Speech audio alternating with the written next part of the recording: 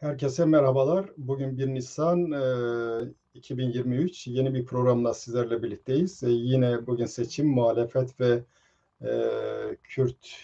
Kürtlerin durumunu konuşacağız. Misafirim Kürt kamuoyunun yakından tanıdığı Ümit Fırat hocamız, Ümit Fırat abimiz. Önce Ümit abi hoş geldiniz. Hoş bulduk, teşekkür ederim. Nasılsınız, iyi misiniz? Vallahi işte iyi olmaya çalışıyoruz, ayaktayız şimdilik. Evet, iyi görünüyorsunuz. Umarım iyi olursunuz. Şimdi elbette Kürt kamuoyu sizi yakından tanıyor. Yani ben sizi tanıtmak durumunda olmayacağım. Siz benden daha iyi tanıyorsunuz. Ama bilmeyenler açısından hayatınızın bazı kritik anlarıyla ilgili bilgi vermekte yarar var. Benim bilebildiğim kadarıyla siz Bingöl doğumlusunuz. Hayır, Bingöl, ben Erzincan doğumluyum. Kiğalıyız, babam, ailem Evet, Kiğalı. kimlisiniz? Fakat Erzincan'da ben doğduğum zaman Erzincan'da bir memuriyet nedeniyle bulunuyormuş. Ben Erzincan'da doğmuşum. Ama hala kötü nüfus ilişkilerim Kiğalı'yla. Pek kimsem de kalmamış ama Evet. Kiğalıyım. Evet. O zaman Erzincanlı olursanız bize daha yakın olursunuz. Çünkü bizim yani doğru, evet işte. Evet. Tabii siz 70'ler öncesi jenerasyonlarsınız. Bizden önce nihayet 68'ler, sonra 78'ler, daha sonra bilmem daha jenerasyonlar daha sık değişmeye başladı daha sonra. 70'ler öncesi hem tipin içerisinde hem de Dedeko içerisinde aktifsiniz. Daha sonra hapis hayatınız var. Yine 80'de bu durumlar var. Ben hayatınızın önemli kritik anlarıyla ilgili tabii geniş bilgi sahibi değilim. İsterseniz siz kendiniz açısından önemli gördüğünüz bazı bilgileri verirseniz yararlı olacak. Ben dediğim gibi ben işte 1945'te Erzincan'da doğmuşum. Orada ilkokula başladım. Sonradan liseyi bir görev nedeniyle Bitlis'te bulunan abimin yanında liseyi bitirdim. Bitlis'te. Sonra Ankara'ya geldik. Ankara İktisat Ticari İlimler Akademisi'ne kaydoldum. Orayı bitirdim. Ama orada okurken öğrencilik döneminde tabii ki benim emsalim olan, işte yaşıtım olan, kuşağımdan olan insanlar gibi ben de politikaya ve bu işlerin böyle gitmeyeceğini, dünyayı değiştirmek gerektiğini savunarak işte sosyalist hareket içerisinde yer aldım. Sosyalist hareket içerisinde tabii Türkiye İşçi Partisi vardı o zaman. Ona paralel ben pek işte çalıştığım için Fikir Kulüpleri Federasyonu vardı ama oraya pek gitmiyordum ama Türkiye İşçi Partisi üyeliğinde Kiğı ilçesine üye olmuştum. Orada bana daha uygun geldi. Kiğı'nın ilçe örgütü üyesi olayım diye. Sonra işte 1967 sonrası Kürtler sadece Türkiye İşçi Partisi içerisindeki onun verdiği görevler değil, onun dışında da kendi toplumlarına dönük olarak bir takım faaliyetler, bir takım eylemler yapma ihtiyacı hissettiler. Türkiye İşçi Partisi'ndeki Kürtler aynı zamanda Türkiye İşçi Partisi ile olmayan daha işte muhafazakar bir takım Kürt büyüklerimizle, arkadaşlarımızla da diyalog kurarak işte hem hemşeri gecelerinde Ankara'da, İstanbul'da yapılan çeşitli hemşeri geceleri oluyordu. Hem doğum mitingleri olarak anılan siyasi tarihimizde 67'den başlayarak Türkiye İşçi Partisi'nin yanı sıra diğer çevrelerle, o partide olmayan çevrelerle de ilişki kurarak daha bir milli özellik taşıyan kendileri bakımından faaliyetler başlattılar. Bunun sonucunda 1969 başlarında acaba bir hemşeri örgütlerinin yani işte Bingöl, Bitlis, işte Van, Diyarbakır gibi derneklerin bir araya gelip böyle bir federatif bir dernekler yapılanması mı kurmak yoksa farklı bir şey mi olsun tartışmaları sürdü. Bu arada Fikir Kulüpleri Federasyonu'nda da bazı sosyalist arkadaşlarımız bir takım hayal kırıklıkları yaşadı ve artık oradan umutlarını kesmeye başlamışlardı. Bunların tabii önemli olanı, en başta geleni Mümtaz Kotan arkadaşımızdı. Daha sonra farklı bir yapılanmaya girdi. İşte Komal Yayın Evi, Rızgari dergisi ve organizasyonu içerisinde aktif olarak, hatta lider olarak yer aldı. Mümtaz da katılmıştı ama ben işte o tartışmalar esnasında Devrimci Doğum Kültür Ocakları diye bir Ankara ve İstanbul'da kurulacak bir, işte önce 2 sonra hedefini büyütmek üzere niyetlenen bir yapılanma oldu. Ben de özellikle de belirteyim, değerli bir arkadaşımdır, hala yaşıyor. Mümtaz'ın da biraz benden sitemkar bir şekilde, ya niye bizle ilgilenmiyorsun? Gel bir işte bu işlerin içinde sen de aktif olarak yer al deyince oradan işte işe giriştik ve Ankara DDKO binasını tuttuk, benim adıma kiralamıştık. O binayı tuttuk ve işte bir takım arkadaşlarımız, büyüklerimizden destekler aldık, maddi destekler istedik. Çünkü ayakta durmak, malzeme almak, kira ödemek, bunlar bizim amatörce yürüteceğimiz faaliyetler değildi. Ve tabii ki bu iş artık siyasi olarak o tarihten sonra da 1969 Mayıs'ın sonunda kurulmuştu. O tarihten sonra da Kürtler artık kendileri için tamamen daha bağımsız, daha Kürtlerden oluşan örgütler kurmaya yöneldiler. Bir daha önceki işte Batı merkezli örgütlerin çok aktif pozisyonlarına girmediler. Bunu isteyen olanlar bireysel olarak ama örgüt olarak küçük küçük fraksiyonlar da olsa daha sonra tabii. Her biri kendi toplumu içerisinde örgütlenmeye başladı. O bir dönüm noktasıdır Devrimci Doğu Kültür Ocakları. Yani Cumhuriyet boyunca Kürtlerin ilk legal siyasi yapılanmasıdır. Ondan önce vardı bir takım faaliyetler ama legal değildi. Hem kanunlar el verilmiyordu, hem zaten sadece kanunlar değil, Türkiye'de kanunlardan da öte idarenin, hükümetin, devletin politikaları önemlidir. Orada bir açık doğdu. Fakat sonradan nasıl oldu? Tabii hemen dava 1,5 sene sonra operasyonlarla DDKO üyelerinin bir kısmını topladılar yöneticilerinden. Sonra Diyarbakır Sık Yönetim Mahkemesi'ne varan süreç başladı. Çünkü başlangıçta 1970 Ekim ayının ortasıydı, 15 veya 16'sıydı. İlk DDKO yöneticileri yakalanıp polis tarafından gözaltına alınıp sonra tutuklandıkları zaman henüz ufukta bir Diyarbakır Sıkı Yönetim yoktu. Ankara kapalı cezaevindeydiler.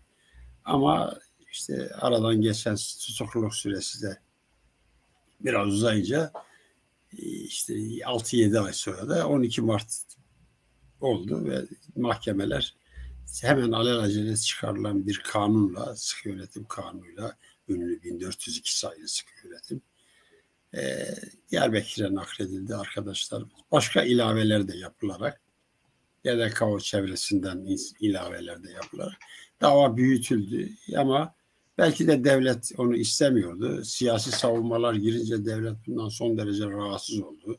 Ağır cezalar verdi tabii. Çünkü daha önce alıştığı bir durum vardı. Yani ben yapmadım, biz bunu demedik filan.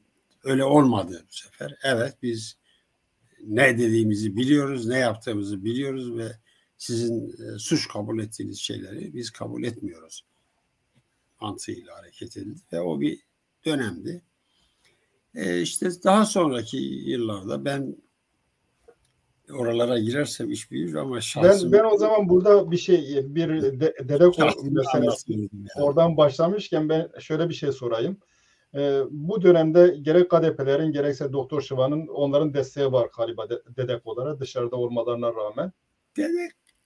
Evet, DDKO kurulurken Şıvan galiba Isparta'da doktordu ve onun örgütünden pek kimsenin haberi yoktu. Zaten o süreçten sonra başlıyor. Ama öyle bir örgütsel ağırlık özellikle Ankara örgütünde hissedilmedi. İstanbul'da bazı arkadaşlarımız bir süre sonra tabii DDKO kurulduktan bir süre sonra bir takım temaslar kurmuşlar. Ama Şivanda, Doktor Şivanda DDKO içerisinde hani birilerini çekmek, birilerini bir yerlere taşımak gibi bir karar vermemişti herhalde. Çünkü evet, o kuruluş sürecinde kurucu olan bir iki arkadaşımız da güneye gittiler. Bir tanesi hala yaşıyor İsveç'te. Reşo Zilan adıyla, evet, ama tabii evet, sonradan yani Reşo Zilan tabii bizim bildiğimiz gerçek ismiyle biliriz. Ben o arkadaşlarımız Reşo Zilan olarak bildikleri için, ama sonradan tabii o siyasete devam etmedi. Doktor Şivan da yani illa da DDKO'dan birilerini çekip çıkarayım, kendi hareketime katayım gibi bir ısrarcı politika içerisinde olmadı öyle bir şey. Daha sonraki yıllar zaten fazla ömrü de olmadı yani. DDKO'nun kuruluşundan 2 sene sonra yok edildi, öldürüldü falan. Evet. Peki bu şeyi sorayım önce. Bu, yani geçmişle bugünü karşılaştırma açısından yararlı olacak. O günkü Kürtlük hissiyatının unsurları ile bugünkü arasında fark var mı? Yani o zaman ayrımcılık mı, dil mi daha önemliydi? Ya da Kürtlüğün inkarı mı? Ne daha fazla etkili oluyordu da insan? Evet, o yıllarda bir takım insanlar, Kürt, bazı işte onlara artık hemşerilerim diyeyim, Evet, hemşerilerimiz bu işlere çok itibar etmediler, riskli buldular ya da kendilerini belli etmediler. Çünkü alışılmış bir baskı politikası var ve pek çok arkadaşımız kendini gizleyerek hayatlarını sürdürmeyi tercih etmişlerdi. Bir kısmı işte ondan öncekiler gibi işte Batı'da evlendiler, çoluk çocuğa karıştılar. Sonradan biz onlara biraz ironik olacak ama işte Kürt kökenli arkadaşlarımız. Daha sonra bazıları hani Kürt olduklarını söylediler. İşte bir kısmı arkadaşlarımız için bunlar gizli Kürttür, kendilerini gizliyorlar falan dedik, ama öyle bir şey vardı. Ama DDKO'dan sonra büyük ölçüde DDKO kuruluşundan, o hareketlilikten sonra bir şeyler kırıldı. Yani elbette pasif kalan, kendini çok fazla dışa vurmayan insanlar vardı, hala da var. Ama bir cesaret geldi. Dikkat ederseniz DDKO kuruluşu sonrası orada aktif olarak üye olmuş arkadaşlarımız, orası için çalışan pek çok arkadaşımız çocuklarına daha Kürtçe anlamlı isimler verdiler. Evet. Bulundukları yerde kimliklerini gizlemeden cesaretle davrandılar. Öyle bir kırılma oldu. Yani bu tabii devleti son derece rahatsız eden bir şeydi. Ama artık onun geriye dönüşü yoktu. Yani bu bir yerde kırılacaktı. Daha sonra zaten henüz Diyarbakır cezaevinden insanlar 74 affıyla tahliye olmadan Diyarbakır cezaevi içerisinde de bir takım bölünmeler, görüş ayrılıkları doğmuştu. Ondan sonra böyle Kürtlerin kendilerinden kaçmaları değil de Kürtlerin farklı gruplara ayrışması söz konusu oldu. Farklı siyasi yapılara ayrışması söz konusu oldu. Ama dediğim gibi yani orada yani benim de özellikle Ankara Devrimci Doğu Kültür Ocakları'nın bütün mali girdisini çıktısını ben üstlenmiş olduğum için bellediğim bir takım arkadaşlarımız vardı bizden yaşça büyük. Bazı insanlara senden ayda 50 lira alacağım kiraya katkı olarak. Bu insanlar normal işinde, gücünde, memuriyetindeydiler ama o şeyde kaçmadılar. Yani o aidiyeti, o duyguyu korumuşlardı da ve bizimle beraber olmayı ya da eylemlere değilse de gönül birliği içerisinde bize destek oldular. Evet. Bugün de Kürt hareketinin önemli şahsiyetlerinden olan Kemal Burkay'ın Dedekolar karşısındaki tavrı ne? O tip grubu içerisinde devam mı etti yoksa? Kemal abi hem tipteydi zaten oradaki bizden önceki kuşak. Biz de tipliydik ama biz daha Evet, gençtik tabii onlara nazaran. Her birimiz 7-8 yaş daha gençtik yani. Öyle büyük bir yaş uçurum farkı da yoktu ama işte şimdi birbirimize yani pek çok bizim genç arkadaşlarımız o yaş farkında bize abi demiyorlar ama bizim böyle bir hiyerarşi evet, alışkanlığımız vardı. 2-3 yaşta olsa. Ama bizimle son derece tutarlı, yakın ilişkiler içerisindeydi. Hem Kemal Burkay, hem Naci Kutlay, hem Tarık Ziya Ekinci, o gün hem Cani Bildirim, o gün bizden büyük olan abilerimiz için söylüyorum. Ama 1972'den sonra bir takım insanların tabii ki farklı görüşlere yönelmeleri söz konusu oldu. E, Tabii sonradan 1975'te tip kuruldu, bir daha tip kuruldu ama o artık eski tip değildi. Kemal Burkay çok kısa bir süre o tipe dahil oldu. Ancak hani o dahil olurken gene Özgürlük Yolu dergisi onun vazgeçtiği bir faaliyet değildi. Zaten yeni kurulmuştu Özgürlük Yolda. Ama orada da olmayacağını kendisi görüp karar verip oradan da koptu. Daha bir dergiyi ve kendi siyasi çevresini öne çıkaran faaliyetlere girdi. evet. Yani 70'ler öncesi benim görebildiğim kadarıyla çünkü tip yöneticilerine kadar gelen Kürtler var. Kürtlerin Türklerle karşılaştırıldığı zaman bugünkü pozisyondan farklı olarak daha fazla bir ağırlığı var. Tabii Sonuçta şimdi bizim siyasette, DDKO'da herkes sosyalist değildi. Onu evet, biz başarmıştık. evet, Yani böyle daha milliyetçi, daha böyle muhafazakar arkadaşlarımız vardı. Hatta bazılarına takılırdık da ağa çocukları vardı. Hani biz sosyalistik ağa çocukları vardı ve ağa çocukları ya işte Ahmet Türk DDKO'ludur, ağa çocuğuydu. Ya onun gibi bir sürü arkadaşımız daha vardı. Bizim kurucu başkanımız Yümlü Budak Ankara'da. Yümlü Budak rahmetli bir bey çocuğuydu. Hazro beylerinin çocuğuydu yani. Ama hem kurucu dönem başkanıydı gibi.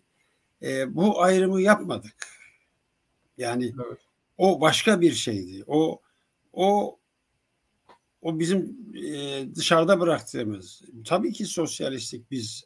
O konuda da herhangi bir görüş ayrı değişikliğine uğramamıştık. Ama diğer arkadaşlarımızın da bu işte DDKO'da ve Kürt hareketi içerisinde olması gerektiğini kabullenmiş, onlara artık ne bileyim o noktaya, o olgunluğa gelmiştik. evet, evet, Ve bugün tabii aynı olgunluk var mı yok mu o çok tartışma götürür ama o gün öyleydi.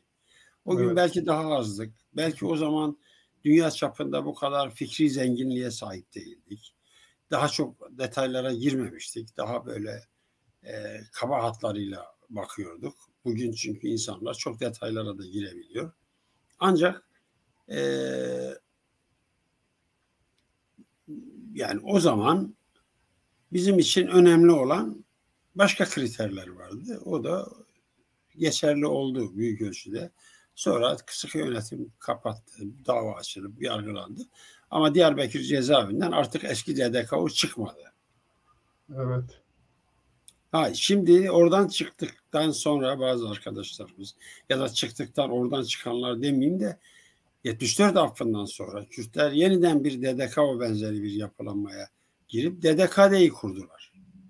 evet, DDKD başlangıçta şimdi DDKD'ciler olarak anılan grubun inisiyatifinde değildi. Bütün o DDKO'dan arta kalan Kürt arkadaşlarımızın hatta ufak çapta görüş ayrılıkları da olsa DDKD çatısı altında yani Devrimci Demokrat Kültür Derneği çünkü Doğu diyemiyorlardı artık. İsim çağrıştırmak için benzer bir isim konulmuştu. Öyle bir kuruluş oldu ama zamanla işte oradan bir takım arkadaşlarımız özgürlük yoluna yönelip DHKD'yi kurdular. kurdular. Bir takım arkadaşlarımız Rızgariye'ye yönelip askeri kurdular. Bir takım arkadaşlarımız oradan ayrılıp işte Kava çevresinde oluşturdular kendilerini. Öyle. Ama orada kalanlar işte sonradan daha Doktor Şivan'a yakınlığıyla bilinen arkadaşlar orayı artık tamamen Şivancı geleneğe sahip arkadaşlar yönettir oldu. Onun için de hala o arkadaşlara dedekade geleneği. Oysa ki dedekade kurulurken öyle değildi yani. Hatta evet, onların arasından daha sonra işte UKO sonra PKK'ya dönüşen bir takım insanlar da olduğu söylenir. Evet. 74 afından sonra hızlı bir örgütlenme dönemi içerisine giriliyor. Evet. Bir yükseliş var gerek sosyalist harekette gerekse Kürt hareketinde. Burada kısmi demokratik ortamın mutlaka etkisi de var ama buna aynı dönemde biz bölünme, hızla artan bir bölünmeyi evet, de görüyoruz. Ama şu var, 1967'de diyelim işte Türkiye İşçi Partisi'nde ciddi bir bölünme demeyelim de bir tasfiye, bu Mihribelli evet, ve benzerlerinin uzaklaştırılması söz konusuydu. Yani o tabii TKP geleneğinin içerisinde de bu bir takım ayrışmalar var. İşte Şefik Hüsnü ile işte Zeki Baştımar arasında var o 1940'lı yıllarda. Bunlar 50'li TKP operasyonlarında cezaevindeyken de pek aralarında bir mutabakat yok. Aynı dava, aynı iddianamenin sanıkları ama kendi aralarında bir takım farklılıklar var. Ama Türkiye İşçi Partisi içerisinde de tabii benzer bazı ayrışmalar yaşanıyor. Bazı şeyleri biz çok fark etmiyorduk ama 1967'ye gelindiğinde işte partiyi MDD çizgisine çekmek ve Doğan Avcıoğlu'nun cuntacı faaliyetleriyle bir bütünlük kurmak üzere bir arayış vardı. Bunu da başını Mihribelli çekiyordu. Bu tipte aradığını bulamadı. 1967'de Malatya'da yapılan kongrede bunlar tasfiye edildiler. Ama sonradan 1968'de Çekoslovakya işgali, Ağustos 1968'de Sovyetler Birliği'nin Çekoslovakya'ya tekrar yani hegemonyası altındaki bir Doğu bloku ülkesinin biraz bağımsızlaşması, işte Dubček Genel Sekreterliğinde Sovyetlere danışmadan bazı işler yapması Rusya'yı işte o zaman Sovyetleri rahatsız etti ve geldi tanklarla girdi Prag'a. Evet. Orada Mehmet Ali Aybar, ben o Çankaya İlçe Kongresi vardı. Çok net hatırlıyorum. Ben de oraya katılmıştım Ankara'da. 68 güz ayları işte. Bu işi benimsemediğini, doğru bulmadığını, ceberrut, zorbalık olduğunu ve böyle olmaz çıkış yapmıştı. Orada o eski TKP'den bir takım işte o zihniyete sahip bir takım arkadaşlarımız, büyüklerimiz işte Sadun Aren, Beyce Boran, Nihat Sargın gibi parti yöneticileri Aybar'a karşı çıktılar Sovyetlere ters düşmemek için. O parti içerisinde yeni bir bölünmeye yol açtı. Ama farklı bölünmeler vardı yani. Kürtler o zaman Kürtler grubu denilmiyor. Doğrular grubu Türkiye İşçi Partisi'nde. İşte sendikacılar, işte Aren Boran, işte emek sonradan dergi çıkardılar, emekçiler, Aybarcılar böyle gruplar vardı. Ama sonunda genel olarak gençlik kesimine de yansımıştı zaten. Gençlik genel olarak MDD'ci Mihribelli çevresindeydi. Onlar kendi aralarında bölündüler. Önce bu Doğu Perinçek'in Aydınlığı bölündü. İşte PDA dediğimiz Aydınlık dergisinin beyaza boyanmışı olduğu için beyaz aydınlık denirdi. Doktor Hikmet rahmetli ak aydınlık, al aydınlık derdi. Çünkü eski aydınlık, Mihribelli'nin aydınlık kırmızıydı, al aydınlık, ak aydınlık derdi. Evet. Daha sonra bu diğer Mihribelli çevresinde kalan işte Türk Solu ve Kırmızı Aydınlık çevresinde kalan arkadaşlar da Mahir Çayan, Yusuf Küpeli, Münir Ramazan Akturgan'ın başı çektiği bir harekette oradan da koptular. Mihribelli'den de koptular. Sonradan o TKPC'ye vardı. Tabii onların içerisinden daha sonra TKP'ye giden kadrolar oldu. İşte Kurtuluş'u kuran kadrolar oldu. Devsol'u kuran kadro. Yani böyle bir Türk Solu'da da oldu ama Kürtlerde de işte bugün zaten pek çok Kürt arkadaşın da bildiği gibi 75 sonrası pek çok gruplar ortaya çıktı. O Kürtler arası bölünmelerdi ama 77-78'e gelindiğimizde PKK'nın sahneye çıkmasında PKK Kürtler arası bir bölünmeden ortaya çıkmadı. Onlar Evet, farklı bir, sen de belki işte tabii ki şüphesiz o dönem bilirsin, yaşıyordun. Ankara'da yüksek öğretim görüyordum. Onlar biraz da böyle işte AYÖT Ankara Yükseköğretim Derneği filan çevresinden kendi aralarında birbirlerini bulup Kürt olmayan bazı insanlarla beraber yeni bir grup ortaya çıkardılar. evet. Siz tabii daha sonra junta geldi. Siz içeriye alındınız. Bu juntadan sonra Evet. gelişmeler, Benim o legal sırada işte parti, bir kitapçı evet, dükkanım vardı Ankara'da ama ben sıkı yönetim ilan edilmeden Maraş sıkı yönetimi ilan edilmişti. Maraş olayları işte 79 Aralık ayında Ankara da buna dahil olmuştu. Diyarbakır da o sıkı yönetim kapsamında tabii. O sıkı yönetim sonrasında gidişattan pek umut var olmadım, değildim ve karar verdim. Bundan sonra bu kitapçılığın hem ticari olarak hem güvenlik olarak artık cazibesi kalmadı diye düşünüyordu. Çünkü o şartlarda o sıkı yönetimin gelmesi ve eli kulağında 12 Eylül geliyor. Bir askeri darbe beklentisi de söz konusuydu. 79'da kapattım. Ya devletin dükkanı, çıktım kitapçılıktan. Kitapçılığı bıraktım. evet, evet. Peki bu 80'den sonra bir dönem sonra 84'le birlikte PKK hareketi başladı. Bu legal partilerin durumu neydi? SHP bir ara kuruldu. Daha sonra O Kürt zaman hareketi, CHP yoktu, yasaklıydı. CHP yoktu, SHP O kuruldu. 1983'te siyasi partiler kanunu çıktığı zaman Kenan Evren'in izniyle SODEP kurulmuştu. SODEP, evet, SODEP. Evet, İnönü'nün başkanlığı ama onlar seçime sokulmadılar. Junta onları seçime sokmadı. Doğru Yol Partisi'ni ve SODEP'i, Refah Partisi'ni seçime Evet, sokmadı.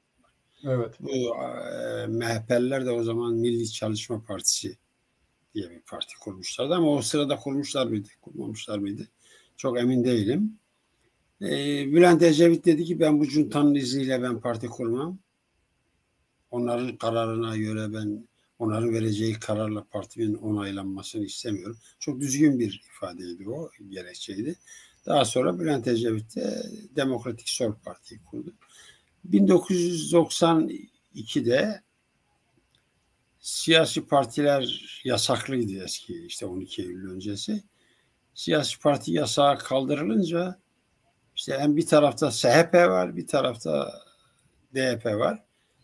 Deniz Baykal gitti CHP'nin eski delegelerini toplayıp bir CHP kongresi yaptı ve o CHP'den kalan tek tük işte o zaman delegeyle CHP'nin başına geçti. Sonradan da kendisinden çok daha büyük olan SHP'yi, ki daha bir sosyal demokrasiye çok yakın bir partiydi, o altı oku getirdi, SHP'yi de içine katarak bir ara formülle, bir Hikmet abi formülüyle onları CHP'ye kattı ve CHP'nin başına geçti.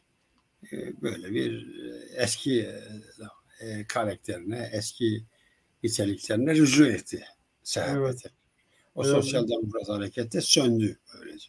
Hala da Le- sönmüş. Legal Kürt hareketinin durumu nasıldı? Bir dizi parti kuruldu nihayet. İllegal Gerek Kürt talepleri Hareketi bakımından. 1989'da Paris Kürt Konferansı'na partilerinin ısrarına rağmen katılan arkadaşlarımız, SHP parlamenter üyesi arkadaşlarımız döndüklerinde kendileri partiden ihraç edildiler, SHP'den.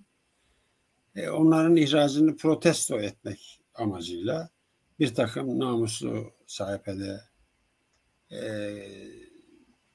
parlamenterler de onlarla dayanışma adına, onlara destek adına istifa ettiler partiden.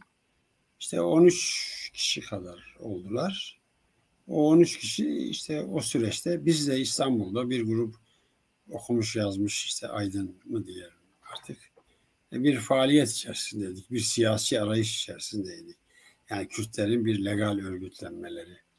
Bunun içerisinde pek çok o dönem hapiste olmayan, parlamentoda olmayan birçok Kürt arkadaşımız vardı. Daha doğrusu bunu biz 1989'da Kasımlı Viyana'da öldürüldüğü zaman geniş bir imza metni ile protesto ettik. İran'ı ve o katliam cinayeti. O imza üzerine bir takım Kürtler birbirlerini böyle buldular. Tabii ondan birkaç ay önce bir Nevroz da düzenlenmişti gene İstanbul'da. Büyük bir Nevroz yemeği. Böylece Kürtler arasında bir yakınlaşma, bir fiiliyata dönüştürme eğilimi vardı. İşte o imzacı arkadaşlardan birileri,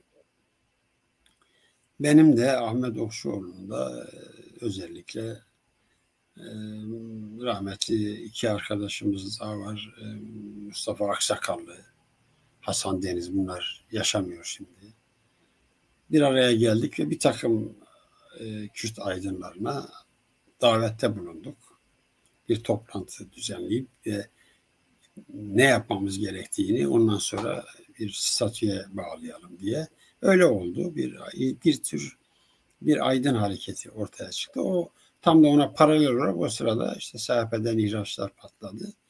Ve biz onlarla işbirliği, güç birliği yaptık. Fakat tabii bazı arkadaşlarımız, ben de dahil, HEP'in kuruluşuna katılmadık. Bazı itirazlarımız vardı. O günü başta Ahmet Türk olmak üzere o benim itirazlarımı unutmamışsa bilir de yani detaylarını hatırlamayabilir. Ama hep böylece başladı. HEP'in kuruluşunda o gün bütün PKK dışında, PKK'ye yakınlığıyla bilinen arkadaşlar diyeyim, dışında hemen bütün Kürtler yer aldılar HEP'in kuruluşunda. Eski fraksiyonlardan, gruplardan. Bir süre sonra bir uzlaşma oldu. PKK'ya yakın olanlar da partiye girdiler. Birkaç ay sonra tabii. Parti hızla örgütlenmeye, teşkilatlanmaya başladı. PKK'li olmayan arkadaşlar ister istemez giderek ağırlıkları, inisiyatifleri, üyeleri hem yönetimde hem tabanda azalmaya başladı. Benim analizimdir. O tabanda, HEP tabanında, sonradan DEP de kuruldu onun kapatılacağı aşamada. DEP tabanında hem DEP tabanında o geçmiş grupların, işte siyasi grupların tabanları büyük ölçüde orada asimile oldular o süreçte. Kala kala şefler kaldı. Taban gitti yani. Taban artık hep depli oldu. Daha sonra ADEP'li oldu falan ama kendileri kaldılar. Ama artık o tabanı geri çekip yeni yapılanmalarında o gücü bulamadılar hala da arkadaşlarımız. Çeşitli yapılanmalarda bulunuyorlar ama hatta kendi aralarında da yine bölünmeler oluyor bu arada. Ama o taban artık HADEP bugün HDP'ye kadar varan süreçte orada yeni bir hüviyet, yeni bir kimlik edindi, yeni bir politika benimsedi. Evet, yani başlarda hep girişimi daha radikal anlaşılan Kürtler konusunda, Kürtlerin talepleri konusunda. Yani sözde olmasa da oradaki kimyasal yapısı, partinin kimyası büyük ölçüde bütün Kürtlerin, eğilimlerin orada bulunduğu bir süreçti. Biz niye bulunmadık? Yani mesela diyelim Şerafettin Elçi'nin yazıhanesinde bir toplantı yapmıştık. Biz arkadaşlara dedik ki işte o günkü şartlarda henüz Fehmi Işıklar sahneye, yani daha o sahnede ama liderlik Aydın Güven Gürkan vardı, rahmet. Değerli bir insandı. Eğer Aydın Bey genel başkan olacaksa bir de bir Kürt de genel sekreter olsun. Örneğin Şerafettin Elçi mesela. Ya da tersi, yani Şerafettin Bey başkan olsun, işte Aydın Bey genel sekreter olsun. Bu bir siyasi çıkar hesabı değildi. Bir gelenek başlatalım dedik. Çekoslovakya henüz dağılmamıştı. O sırada Çekoslovakya'da biri başbakan, biri cumhurbaşkanı oluyordu. Yani Çekler ve Slovaklar arasında böyle bir mutabakat vardı. Dolayısıyla bizde böyle niye olmasın? Çünkü tamamen Kürtlerden ya da tamamen Kürt olmayan insanlardan olursa bir taraf dışlanmış olur. Onun için böyle bir gelenek başlatalım ama bu kabul görmedi. Biz kabul ettik de Kürtler cephesinde.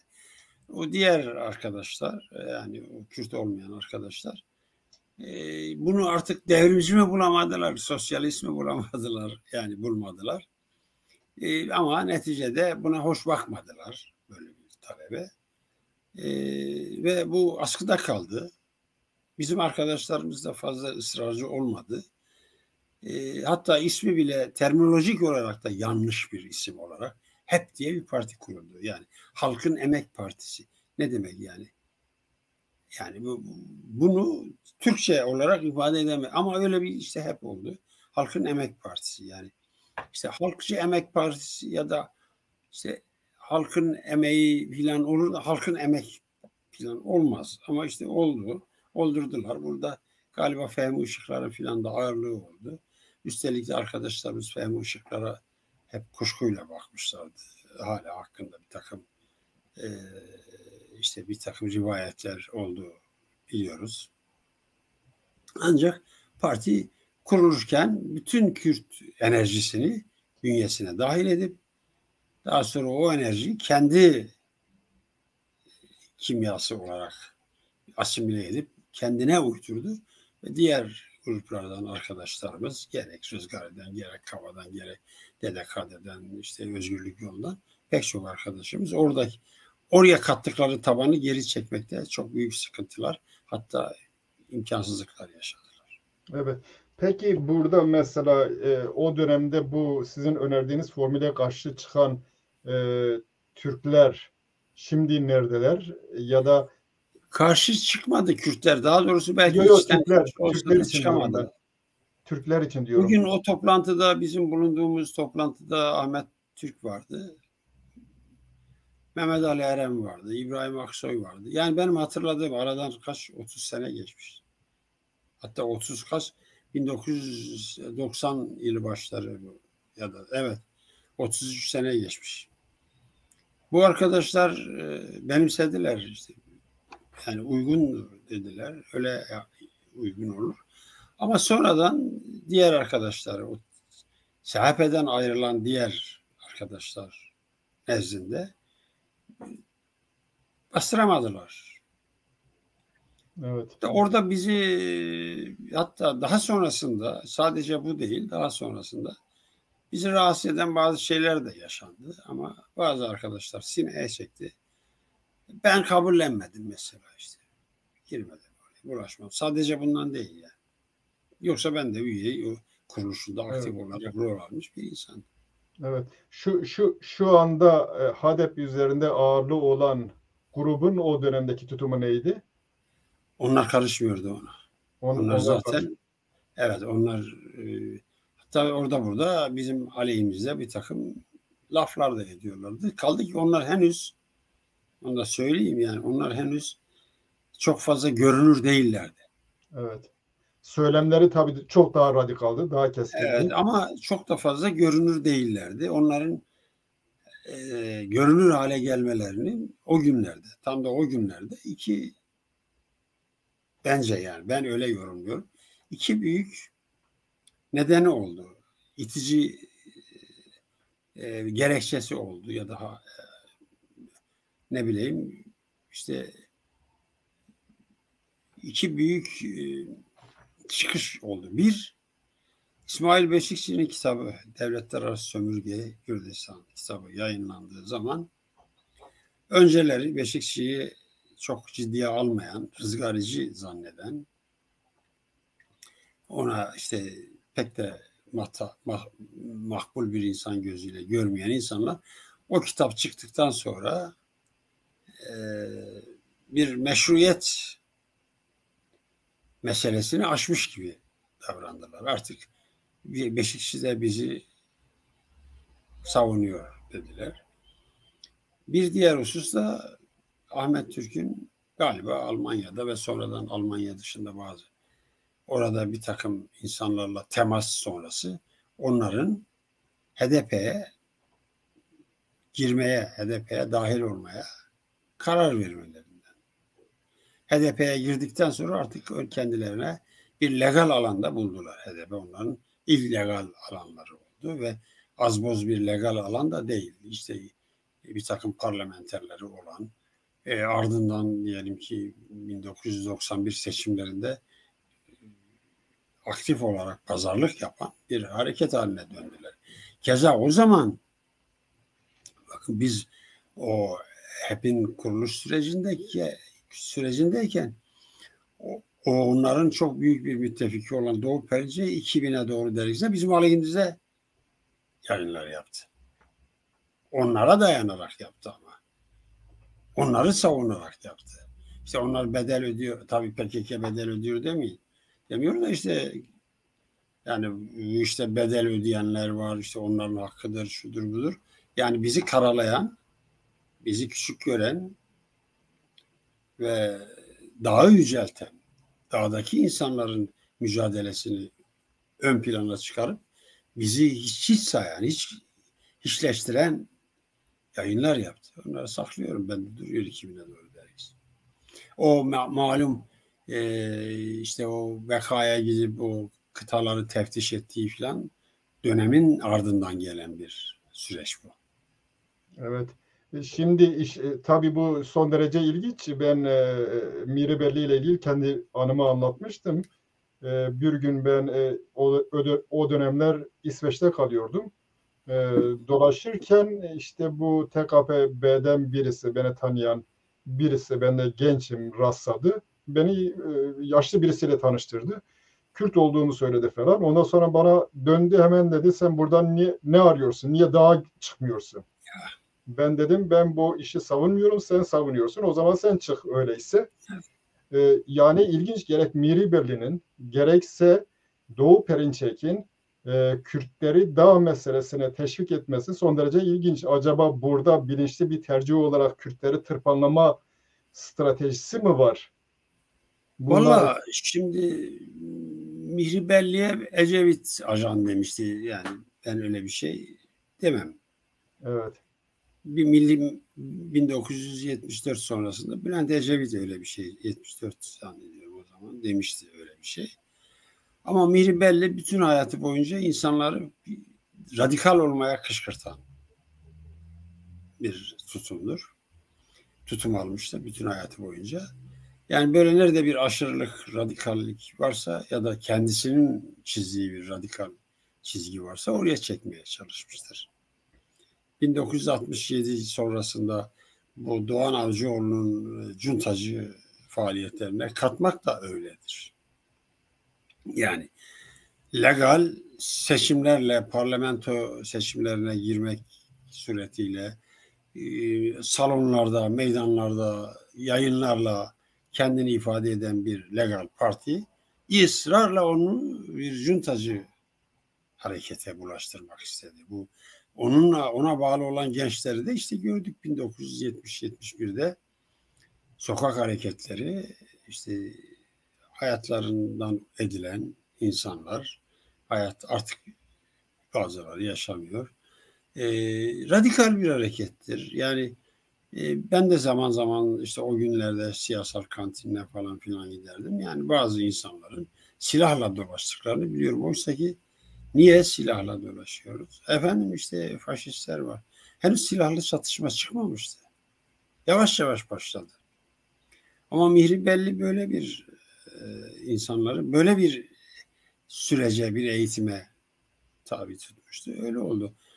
Sonradan da şu anda Türk sorunundan pek çok insan da bundan memnun. Yani PKK'nın dağda savaşmasından son derece memnunlar. Yani o gelenektir.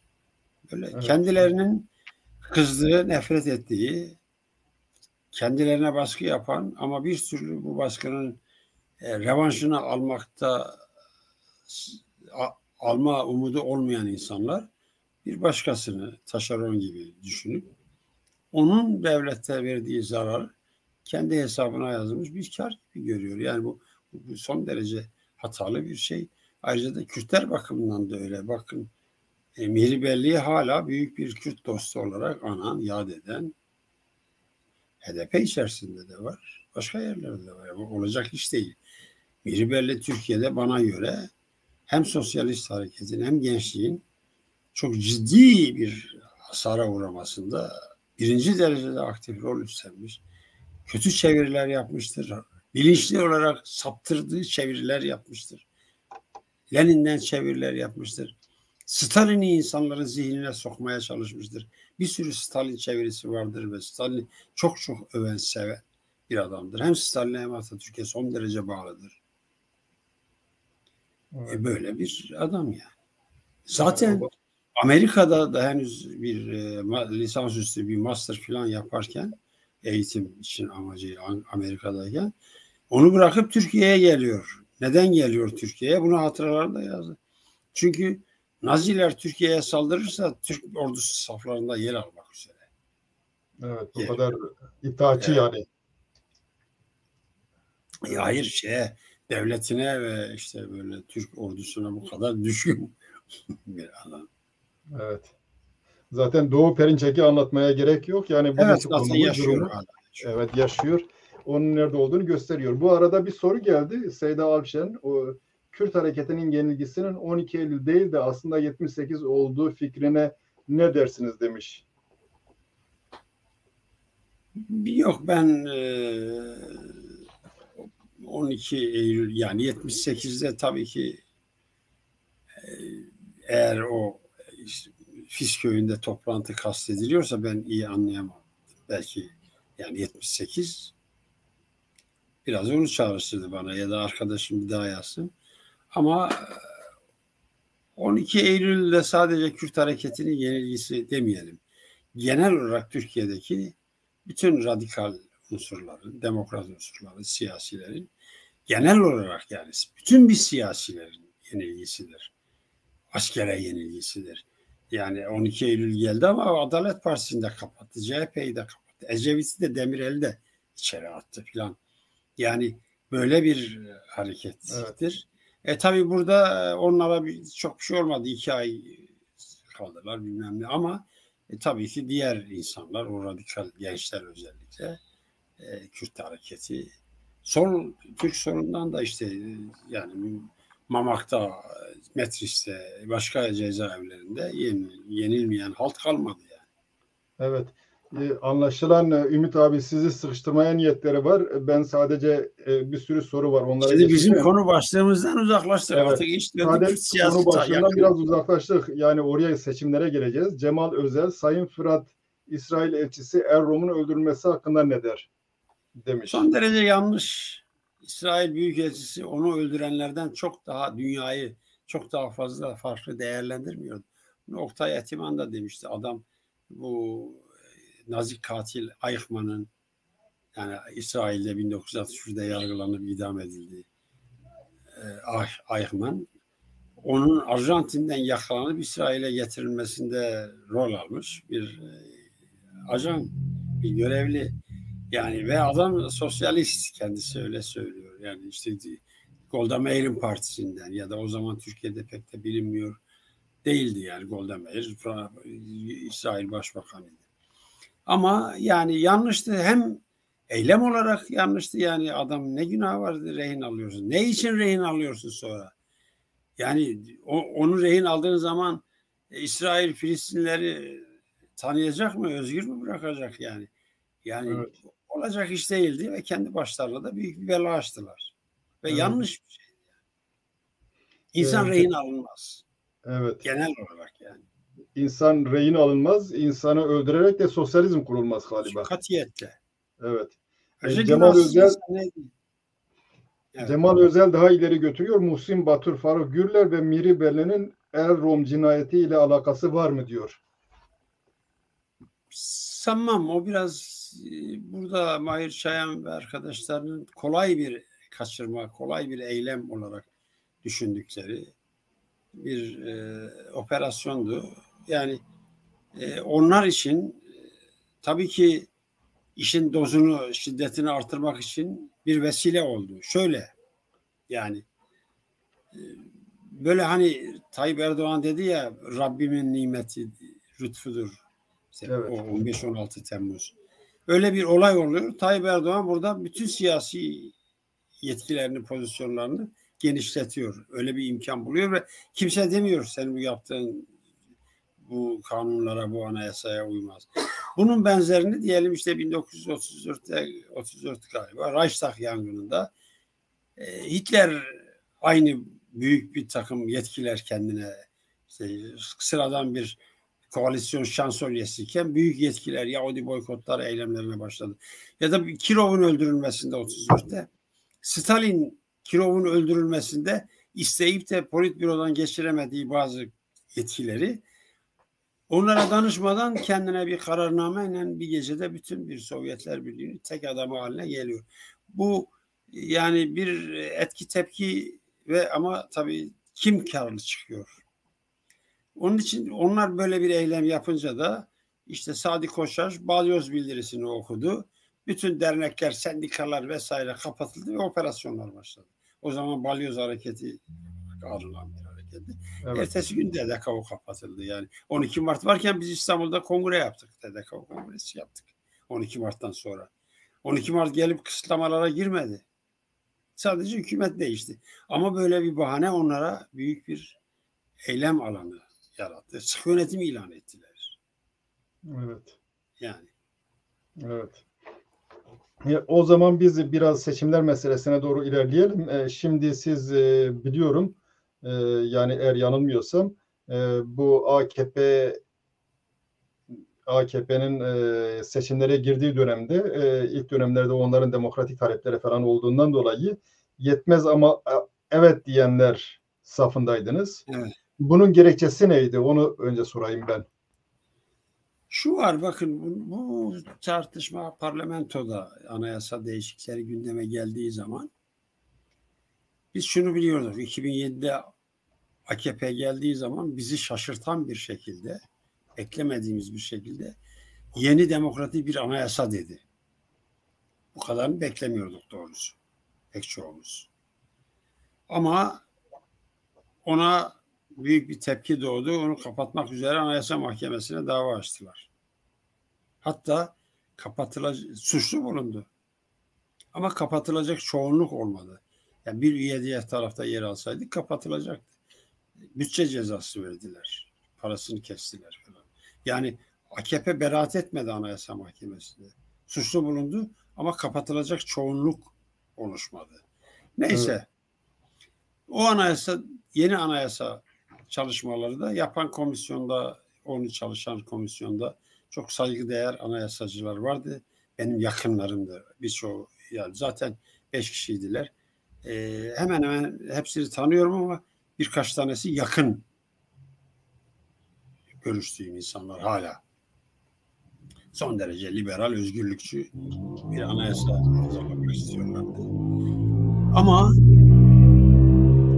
daha sonra 2010 yılın başlarında hiç değilse bazı yerlerini budayalım. Yani işte değişiklik yapalım. Demokratik değişiklikler olsun. Ve bu anayasa değişiklikleri Nisan-Mayıs aylarında tartışıldı ve meclisten parti kapatmalara ilişkin neredeyse parti kapatmaları imkansız hale getirecek kadar zorlaştıran madde yeterli çoğunluğu bulamadı. Bir iki tane AKP'den fire verince o rakamı 330 bulamadılar. O zaman DTP vardı. İşte DTP kapatılmış, BDP vardı. BDP'liler de oraya girip en azından kendilerini de koruyacak, bugün başlarına gelen mevzudan ötürü de olsa koruyacak bir şeye evet demediler, bir değişikliğe.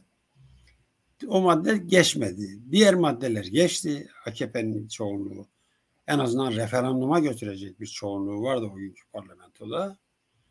Ama Anayasa Mahkemesi kendi üzerine vazife olmayan bir şekilde Hakimler ve Savcılar Yüksek Kurulu'na ilişkin düzenlemeyi herkesin bir kişiye oy verecek seçimlerde. Her hakim bir tek hakime oy verecek seçimlerde.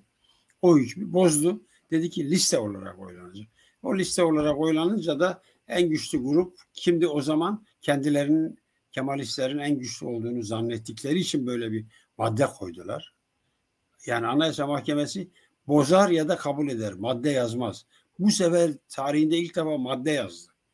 Meclisten geçmesi gereken bir maddeyi kendi yazdı. Oraya koydu. Referanduma gidildi ve bu maddeler kabul edildi. Şimdi o maddelerin bugün yetmez ama evete karşı çıkanlara ben hep şunu soruyorum. O maddelerde yazılı olan neye karşısınız? Eğer hakimler, savcılar, yüksek kuruluna karşıysanız o şeye onu o parlamentodan geçtiği gibi değil, o gün o ulusalcılara, Kemalistlere yakın olan Anayasa Mahkemesi çoğunluğu yaptı. Yani onu parlamento yapmadı. Aynen ulusalcılar yaptı. O günün Deniz Baykal'ı yaptı ya da o günün Deniz Baykal'a yakın olan hakimleri yaptı. O gün yargı onların bir dernekleri vardı. İşte o zaman Yargıtay savcı yardımcısıydı. Şimdi ayrılmış, emekli olmuş. İsmini vermeyeyim. Onlar aynen Anayasa Mahkemesi'nde diledikleri gibi madde yazdırttılar. Sırf işi bozmak için. Şimdi bugünlere nasıl gelindi? O değişikliklerden ötürü denir. Hayır, bugünlere fiili durumdan ötürü geldiler. Bugün Tayyip Erdoğan o gün yapılan değişikliklerden aldığı yetkilerle iş yapmıyor.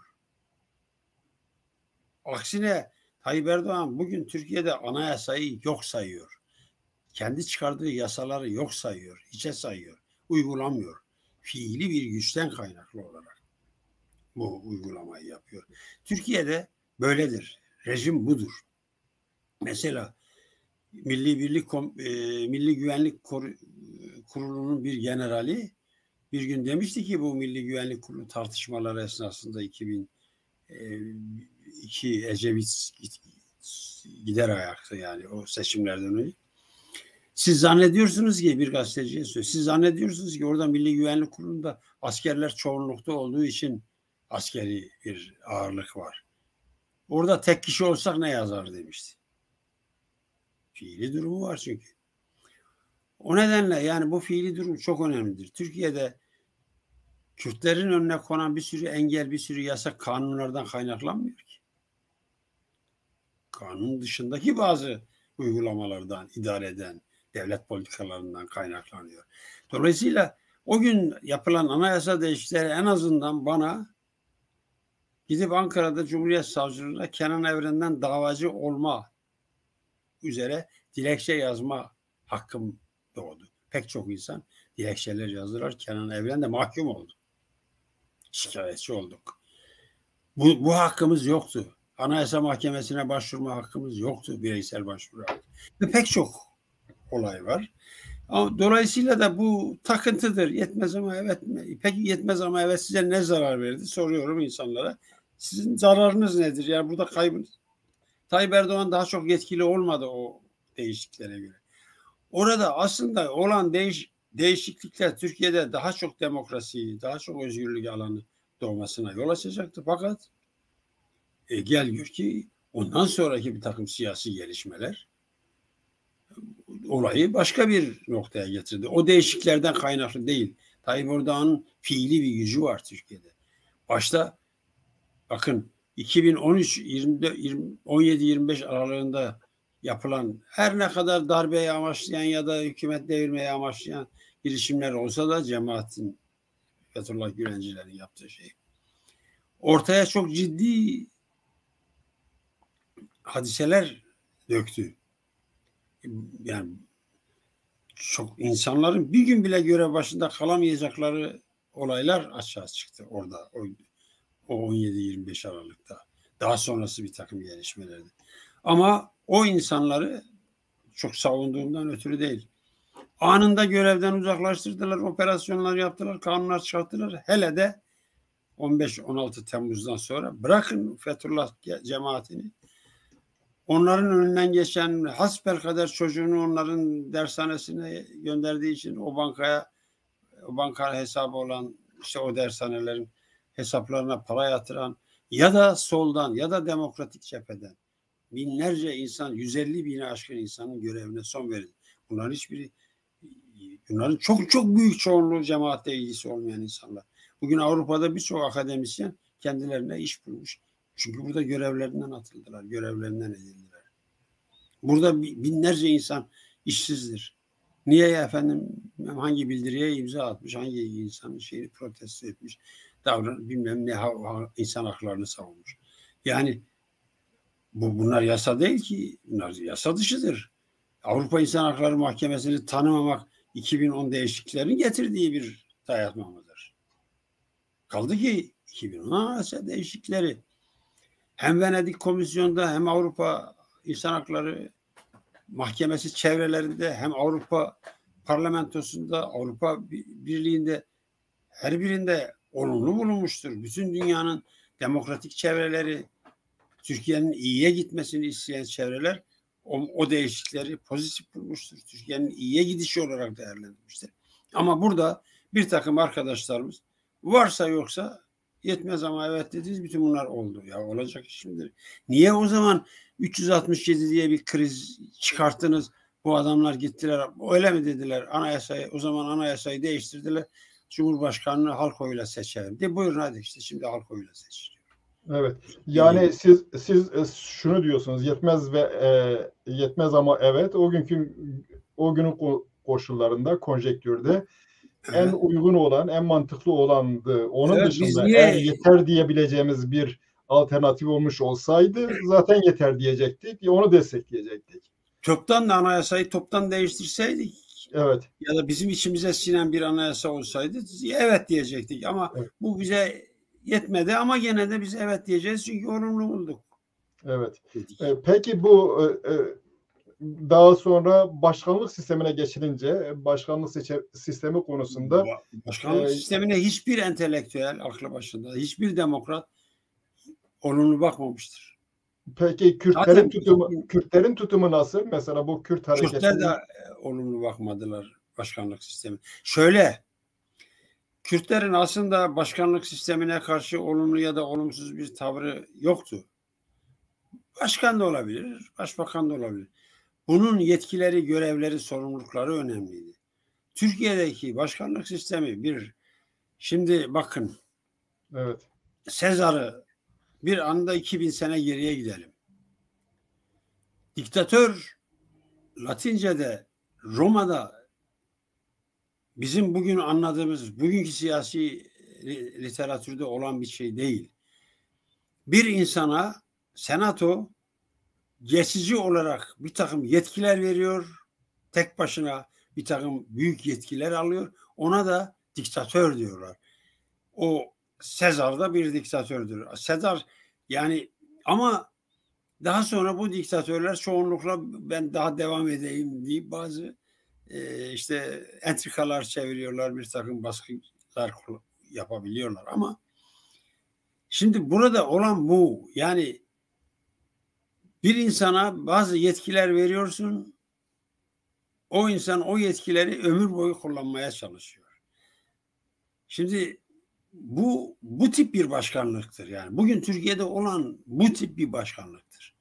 Yani normal denetlenebilir, işte hani denge denetim sistemi olarak adlandırılan sisteme uygun bir takım sorumlulukları olan bir cumhurbaşkanı olabilir, başkan olabilir. Amerika'da adam senatonun kararı olmadan, temsilciler meclisinin kararı olmadan büyükelçi atayamıyor. Yani bir memur atayamıyor, bir tayin edemiyor. O da başkandır.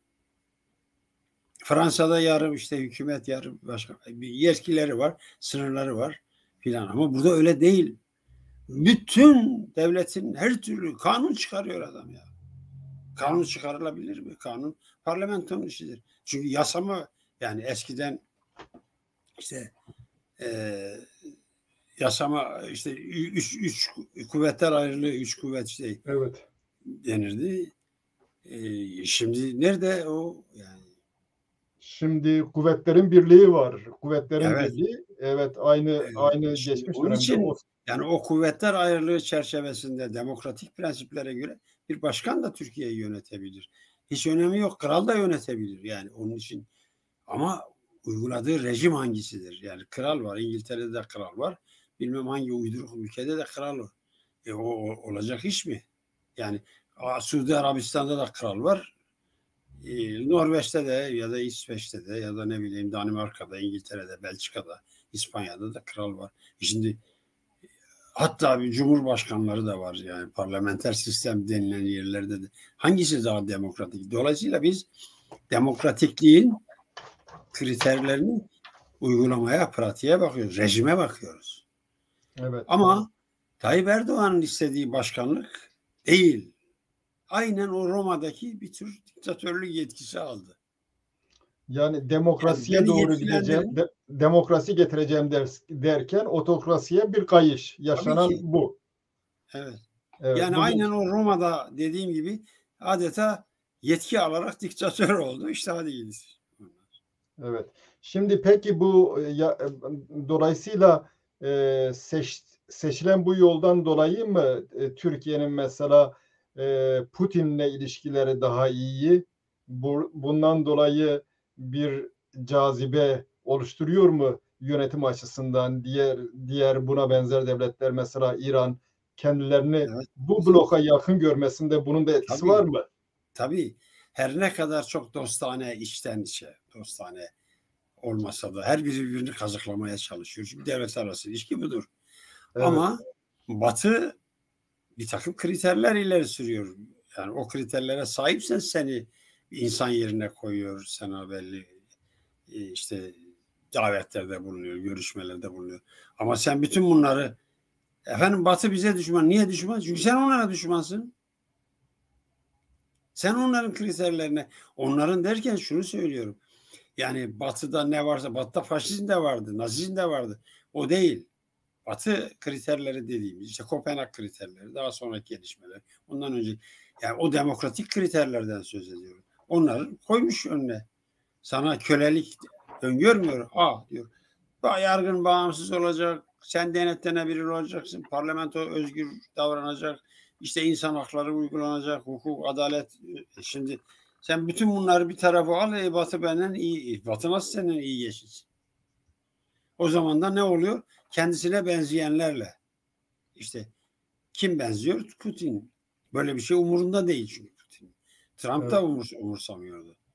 Evet. Yani Batı derken zaten biz Amerika'yı kastetmiyoruz. Avrupa'yı kastediyoruz. Batı budur. Yoksa Amerika sadece güneşin battığı yöndedir, en uçtadır, bilmem batıdır ama Batı derken Amerikan kriterleri falan değil. Batı, Avrupa. O kriterlerdir. Onlar da Türkiye'nin bu gidişatını kendi kriterleri bakımından son derece olumsuz görüp ona göre politika uyguluyorlar. Evet, tabii bu arada ilginç bir gelişme oldu. Yani daha önce AKP'ye karşı olan Erdoğan'a son derece saldıran Bahçeli'nin Erdoğan'la güç birliği, işbirliği içerisine girdiğini görüyoruz. Yine geçmişte sosyalist olduğunu söyleyen Doğu Perinçek'in giderek Erdoğan'a yandaş olması bir yana dine sığınmaya başladığını görüyoruz.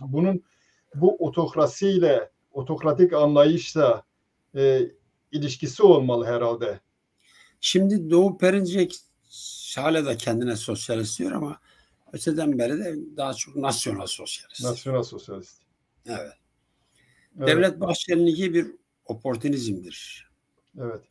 Devlet Bahçeli benim anlayabildiğim kadarıyla, değerlendirebildiğim kadarıyla Tayyip Erdoğan'ın yönettiği bir devletin Türkiye'nin geleneksel politikalarıyla, rejimiyle yürümeyeceğini ve Türkiye'yi tehlikeli sulara götürebileceğini düşündü. Nedir bu Avrupa Birliği, milli insan hakları, Kürt meselesi bilmem ne. Böylece kendisinin de belki bazı mahfillerle görüşmesi sonrası ve aynı zamanda kendisini MHP'nin başında tutabilme potansiyeli Erdoğan'ın barışması ve onun koruması altına girip onu yönlendirmesiyle görünürde. Evet. Onun koruması altında. Neden? Çünkü Meral Akşener MHP'nin başına geçmişti. Yasalara baktığınız zaman Meral Akşener o günkü şartlarda, yani 6 sene önceki şartlarda imzalarıyla, topladığı delegelerle MHP'nin başına geçiyordu. Ama Tayyip Erdoğan nüfuz ettiği bir hakim marifetiyle Meral Akşener'in faaliyetini iptal ettirdi mahkeme kararıyla. Hiç anlaşılmaz bir şey yani. Daha önce böyle bir şey görülmemişti. Yani Gere'de hakimin ne alaka MHP'nin genel merkezinin kongresiyle, işte verdiler. Neyse. Dolayısıyla Meral Akşener'in MHP'den uzaklaşmasına varan bir süreç sonra parti kurdu. Bu Devlet Bahçeli'nin MHP'nin başında kalmasına. Çünkü MHP'nin başında bir ay, 1,5 ay resmen yasalara göre, seçim kuruluna göre bir kayyum vardı. Kayyum resmen. Kongre bitmediği için kayyum tayin edildi. Kongre Divanı'nın başkanı oldu, MHP'yi bir dahaki kongreye kadar yönetmek üzere kayyum oldu. Şimdi bir yandan Devlet Bahçeli'nin MHP'nin başında kalması. Çünkü MHP en azından Devlet Bahçeli, devletin yakından tanıdığı, güvendiği, bazı adımların atılmasını engelleyecek bir kimliğe sahipti. Ve böylece Tayyip Erdoğan'ın da en azından devlet nezdinde kaybettiği güveni, çünkü devlet nezdinde Tayyip Erdoğan çok güvenilir değildi. Niye değildi? Fethullahçılarla işbirliği yapmış, Kürt meselesi konusunda çok inanılmaz adımlar atmış. Bir takım böyle resmi ideolojinin kabullenemeyeceği şeyler yapmış. Yani TRT kurmuş şimdi, TRT Kürdi. Yani bunlar devletin o çelik çekirdeği içerisinde yer alan elit kesimiyle bağdaşan şeyler değildi. Ama oldu bunlar. O zaman Devlet Bahçeli'ye muhtaç bir Tayyip Erdoğan yaratarak, görünüşe bakılırsa Devlet Bahçeli Tayyip Erdoğan'ın himayesinde ama onsuz yapamayacağı bir noktaya çektiler. Doğu Perinçek biraz da kendisinden değil, Doğu Perinçek'in partisi içerisinde bunu başka arkadaşlarım paylaşır paylaşmaz. Ben böyle tanıdığım için, yakından tanıdığım için söylüyorum. Yüzlerce, binlerce belki emekli subay var. Doğu Perinçek'in partisinin üyesi, Vatan Partisi. İsmini de değiştirdiler ya. Evet. Partisiyi de Vatan Partisi yaptılar. Emekli subaylar, bunların ordudan emekli edildiği gün, yani 30 Ağustos günü sivil elbiseleri çektikleri gün birdenbire orduyla irtibatları kopmuyor. Hala orada. Ve bunların hepsi de Tayyip Erdoğan'a düşmandı. Nasıl ettiler? Burayı da barışık tutup en azından işte Ergenekon davasını, Balyoz davasını savsaklayıp hepsini tahliye ettiler, birkaç tane hakikaten inkar edilmiyor. Ya cinayet işlenmiş, şimdi suçlusu yakalamış adamı nasıl beraat ettireceksin falan. Onun için onların dışında genel olarak kimse kalmadı içerilerde. Onlara fiyaskoyla sonuçlandı gibi gösterildi. Fethullah Gülen'e yıktılar günahı. Doğu Perinçek biraz da kendi kendine gelin güvey oluyor. Onun huyudur. Yani evet, kimse ona bir şey danıştığı yok. Ama o bir de böyle hani Çin'le bir takım uydurma bazı ilişkileri var. Onu da birileri zannediyor ki bu Çin'le buna bozuşursak Çin de bizden bozuşur. Oysa ki Çin bal gibi kapitalist bir ülke. Komünist Parti yönetiminde kapitalist bir ülke. Hem de vahşi kapitalizm. Evet, çıkarları neyi gerektiriyorsa onu yapıyor. Ama Türkiye bu. Yani Doğu Perinçek gibi bir insan kalkıyor. Yani hükümetin ortağıymış falan. Yok, yalan, ne hükümetin yani. Hani hükümette hangi görevde Doğu Perinçek'ten biri? Ya da Tayyip Erdoğan ne zaman Doğu Perinçek'e adamdan sahip bir ziyaretine gitti ya da bir telefon açtı, bir kart gönderdi falan. Yok öyle bir şey yani. O biraz kendi kendine, ama şu var, devlet kadroları içerisinde bir takım o ulusalcı, eskiden kalma ulusalcı ve inanılmaz derecede demokrasi düşmanı, hem liberallere hem böyle demokratik sol düşüncelere, sosyalist düşüncelere düşman hakimler, memurlar var. Bunlar Doğu Perinçek'i destekliyorlar. Evet. Hakimler de çok var. Evet. Yani muhtemelen bir dönemler Erdoğan FETÖ çevresinden önemli destek alıyordu. Onların önemli ölçüde kadroları vardı.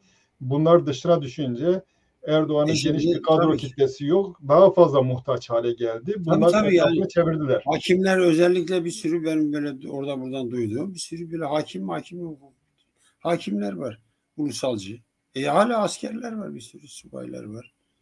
Yani bunların ama o emekli subayların ya da hala hazırda orada subay olan pek çok insanın 5 sene önceki desteğini kaybetti. Doğu da kaybetti, destek kaybetti. Evet. 5 sene önce imza topladı, 100.000 imza topladı.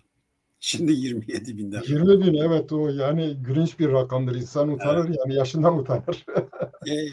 Artık ben de Facebook'ta bir arkadaşın sayfasına yorum yazmıştım. Çin Komünist Partisi bundan çok üzüntü duymuştur. Evet.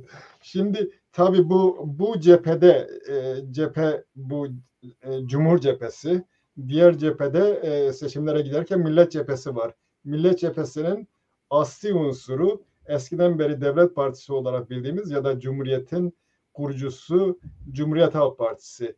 Bugünkü Cumhuriyet Halk Partisi'nin işte 45'lerden önceki ya da 45'ler 70 aralığındaki CHP'den farkı ne? Ne tür bir evrimleşme, değişme yaşıyoruz? Şöyle, yani her ne kadar gene altı oka, Atatürk ilkelerine kutsal bazı değerleri var, bunlara bağlı kalsa da biraz pragmatik oldu Kemal Kılıçdaroğlu'nun özellikle son yıllardaki performansına bakılırsa. Biraz daha pragmatikleşti. CHP'de bir takım böyle düzgün, daha ılımlı, daha iyi şeyler düşünen insanlar yok mu? Var. Ama 50 sene önce de vardı. 40 sene önce de vardı düzgün insanlar. Diyelim işte Turan Güneş 50 sene önce CHP'nin aktif yöneticilerinden biriydi. Düzgün bir insandı yani. Evet. Sivil. Bülent Ecevit bile 50 yıl önce çok önemliydi. Ne olduysa 77 de hükümet kurduktan sonra, çünkü Haziran 1977'de seçimi kazandığını zannettiği zaman ilk sözü 141-142 kaldırılmıştır dedi balkondan, ama 6 ay sonra yeni bir hükümet kurduğunda bir daha gündeme getirmedi. Devleti ya önce fark edemediği bazı şeyleri, devletin içerisindeki bazı odakları fark etmiş olmalı herhalde. Neyin değişip değişmeyeceğini gördü.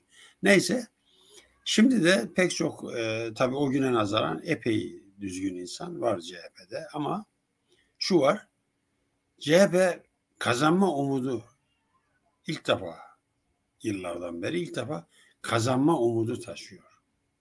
Bu altılı masa Millet İttifakı ile birlikte. Onun için CHP'de bir takım bu eğilimler, bu reaksiyoner eğilimler, bu muhafazakar, statikocu eğilimler. Çünkü muhafazakar demiyorum ben. Ki muhafazakar derken genel olarak burada dini muhafazakarlar akla geliyor. Onu karıştırmamak için statikocu demeyi daha uygun buluyorum. Yani müesses nizamcılar. CHP içerisinde bol miktarda var. Şu anda da var. Bunlar hep kazanma umuduyla seslerini kesmiş, partinin günlük politikalarına ters düşmemeye, görünürde hiç değilse, görünürde ters düşmemeye çalışıyorlar. Ama bir seçim kaybı halinde orası kovboy filmlerine dönebilir. Herkes birbirine silah çekebilir. Evet. Ama risk sadece seçim kaybında değil, seçimi kazanması halinde de risk var. Çünkü eğer seçim kazanırsa Kılıçdaroğlu Cumhurbaşkanı olacak. Evet.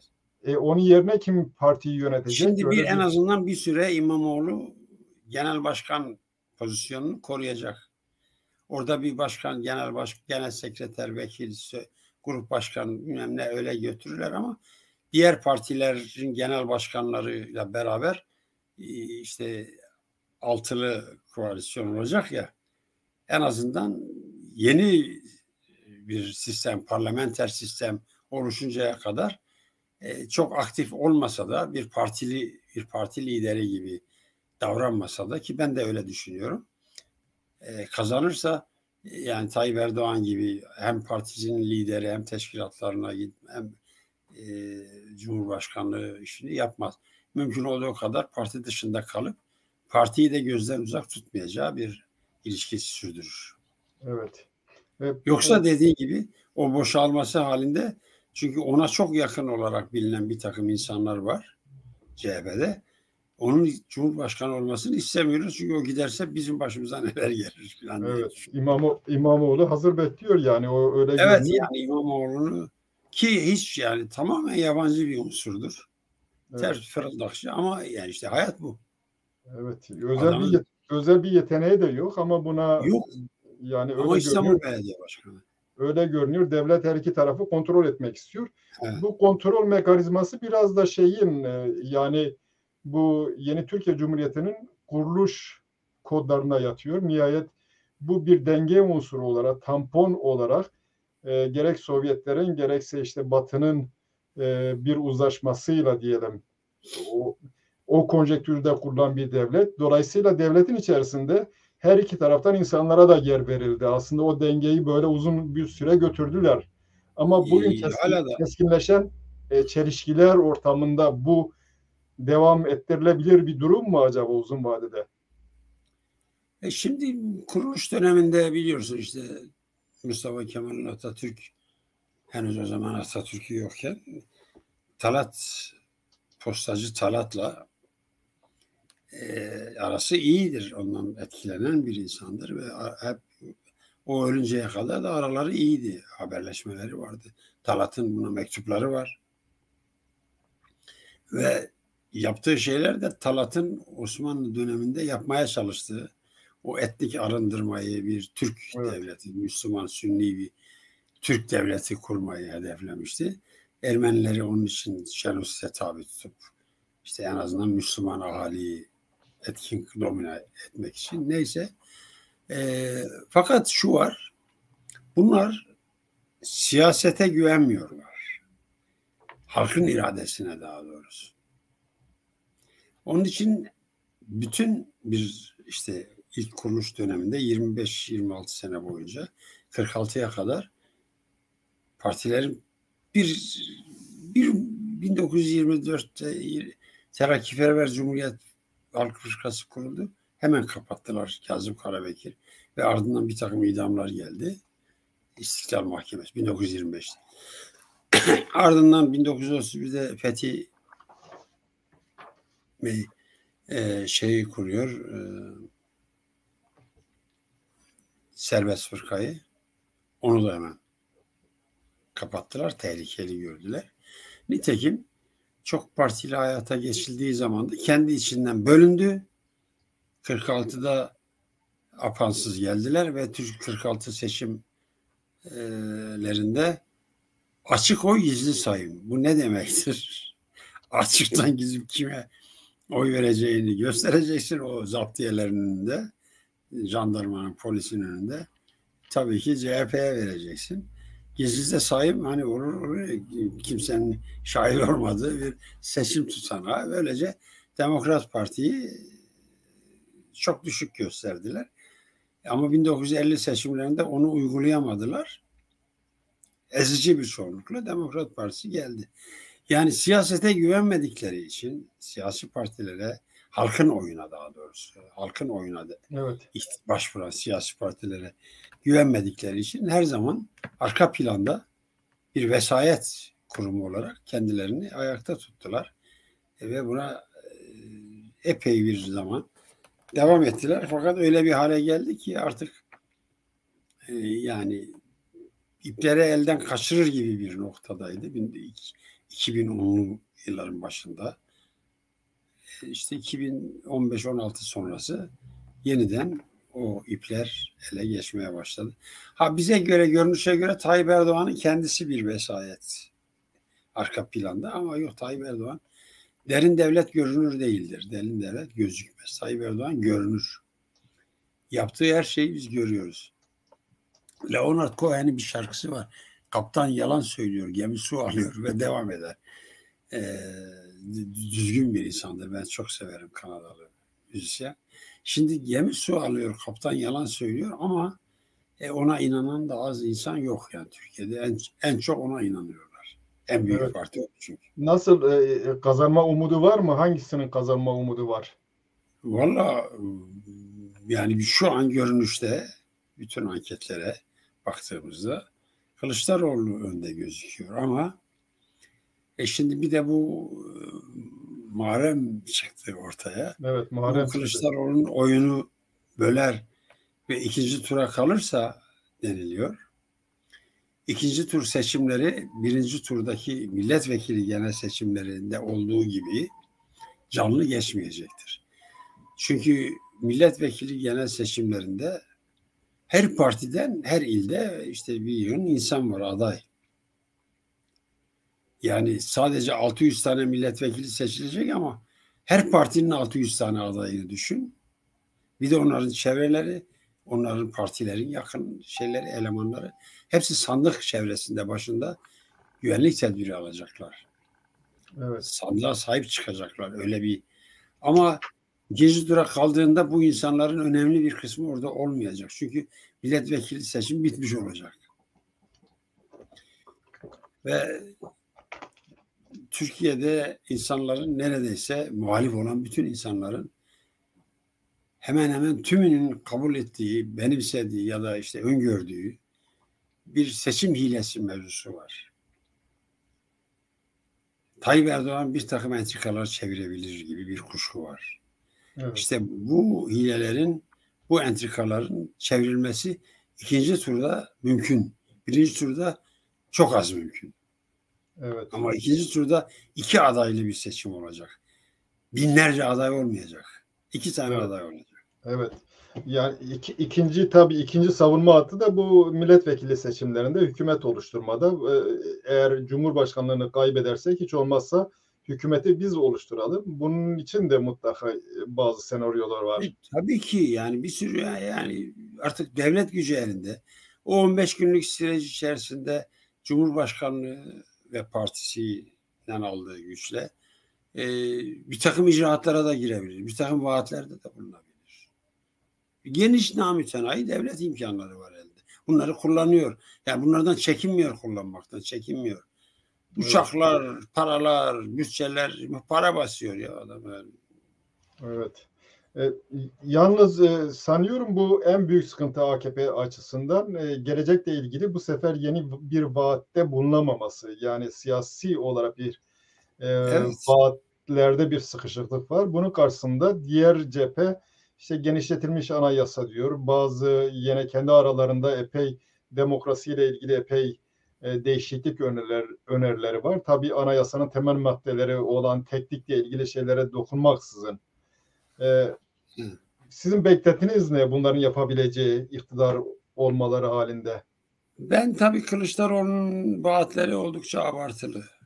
Evet. Yani her şeyi vaat ediyor. Her şeyi. Yani öyle bir şey olmaz. Yani hem zaman hem siyasi güç isteyen şeylerdir bazı şeyler. Parlamentodan geçirecek zam uygulamada belli bir süre sonra ürünlerini göreceksin falan. Ama şu var, en azından Türkiye'de bugün en çok bizim ihtiyacımız olan özgürlük alanlarının bugüne göre genişletilmesi mümkün olacak. Nasıl mümkün olabilir? 2011 kadar, 2012 kadar genişleyemeyebilir. Bak onu söylüyorum. 2011-2012'deki sınırlara ulaşması bile zordur. Ama yani bugünkü 1970'lere ulaşsa bile yani bugünkünden daha çoktur. Dolayısıyla yani bu hesap sorulamaz, işte geldi mi gitmesini bilmeyecek, işte ya da gider mi gitmez mi gibi endişelere kapılmayacağımız bir yapı oluşur. En azından 5 sene sonra yeni seçim olur, yeni politikalar olur dersin. Bizim ömrümüz yeter yetmez ama o var.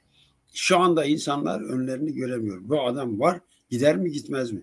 Verir mi vermez mi? Görevi devreder mi? Çünkü faşist ve totaliter yönetimlerin böyle bir şeyi vardı. Hemen hepsi çoğu yani totaliterlerin demiyorum ama faşist nazi yönetimlerin hepsi sandıktan çıkmıştır. Evet. Ama sandıktan çıktıktan sonra kendilerine meşruiyet alanı yaratacak bir takım oylamalarda, bir takım toplumun onayladığı bazı süreçlerden geçmişlerdir. Sandıktan çıkarlar ama sandıkla gitmeyi asla hoş bulmazlar genel olarak. Ne Peron, ne Hitler, ne Mussolini, ne işte bunlar hep sandıktan çıktılar. Dolayısıyla evet, bunlar da sandıktan çıktılar. Sandıktan çıkmak elbette ki meşruiyetin ilk adımlarından biridir ama sadece onu meşru kılmıyor insanı. Tabii sonraki sandığa kadar ki icraatında senin meşru olup olmadığını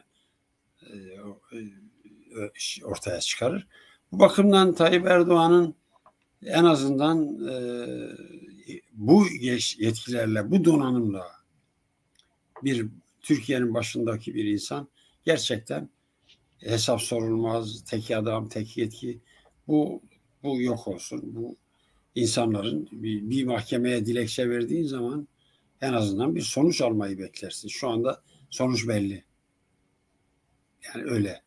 Ne Anayasa Mahkemesi, ne diğer mahkemeler, ne polis, ne idare, yani her şey hiçbir şekilde, yani ben nihayet işte 2 yıl, yani 78 yaşındayım. Hiç bu kadar Türkiye'de hiç bu kadar dejenerasyon görmemiştim. En kötü şartlarda bile belli temel kriterleri vardır. Devletin birliği, bütünlüğü, bilmem ne. İşte o hakimlerin, mahkemelerin her zaman devleti koruyan, devleti kollayan, ideolojik yapıyı, müesses nizamı koruyan ana eğilimleri vardır ama arada da adil kararlar da verebilirler. Yani kişisel ilişkilerde, şurada burada. Ya bu olacak iş değil yani. Hiçbir şeyde adalet yok. Hiçbir davranışta adalet yok. Ve burada bir şey söyleyeceğim. Tabii ben biraz önce belki fırsat bulamadım, o yüzden söyleyemedim. Bu başkanlık seçimlerine gidilirken, yani Kürtler arasında ben onu özel olarak söyledim. Bu gelişmeleri, geleceği tahmin etmeden bilinçli ya da bilinçsizce Erdoğan'ın başkanlık sistemine destek olan önemli bazı Kürt şahsiyetleri oldu. Bu bir. İkincisi, şunu söylemek istiyorum. Bu gelişmeler acaba bu gelişmeler Kürtleri ilgilendirir mi, ilgilendirmez mi? Çünkü Kürtlerden bazıları bizi Türkiye'deki demokrasi, Türkiye'de ne olup olduğu ilgilendirmez, biz meselemize bakalım diyorlar. Hatta bazıları boykottan da bahsediyorlar. Geçmişte de boykottan bahsedenler olmuştu. Parlamento seçimleri bizi ilgilendirmez. Gerçek durum bu mu? Halk ilgileniyor mu bu şeyle? Yani bu arkadaşlar daha çok ağırlıklı olarak diasporada yaşayan Kürt arkadaşlar. Evet. Şimdi ben burada yaşıyorum. Türkiye'de yaşıyorum. Böyle düşünmek için oraya gelmem lazım. Ben burada her gün ekmek tüketiyorum, gıda tüketiyorum, seyahat ediyorum. İşte giyim, yani normal insanın günlük ihtiyaçlarını karşılaması için. Ya benim, bakın ilk defa söylüyorum bunu, kimse hiçbir yerde kullanmadım. Evet. Rahmetli Yaşar Kemal'den öğrenmiştim, cebinin başka bir yerinde belli bir miktar para tutarmış. Olur ki cüzdanımı çarparlarsa esas param orada olsun. Nitekim beraberdik bir gün. Bir yan kesici bizden ateşiniz var mı dedi, çakmakla. Ben o zaman sigara içiyordum, 1990 yılıydı zannederim. Sonra Yaşar abine bir yere gittik, el atı cüzdanı yok.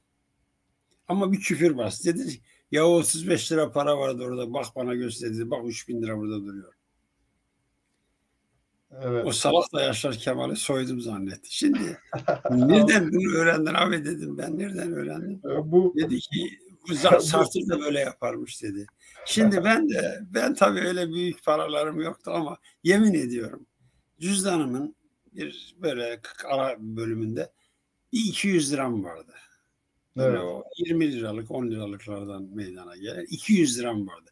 Ben bu 200 lirayı oraya yerleştirdiğim zaman 12-13 yıl önce, sonradan aklıma geldi de Yaşar Kemal böyle yapıyordu diye.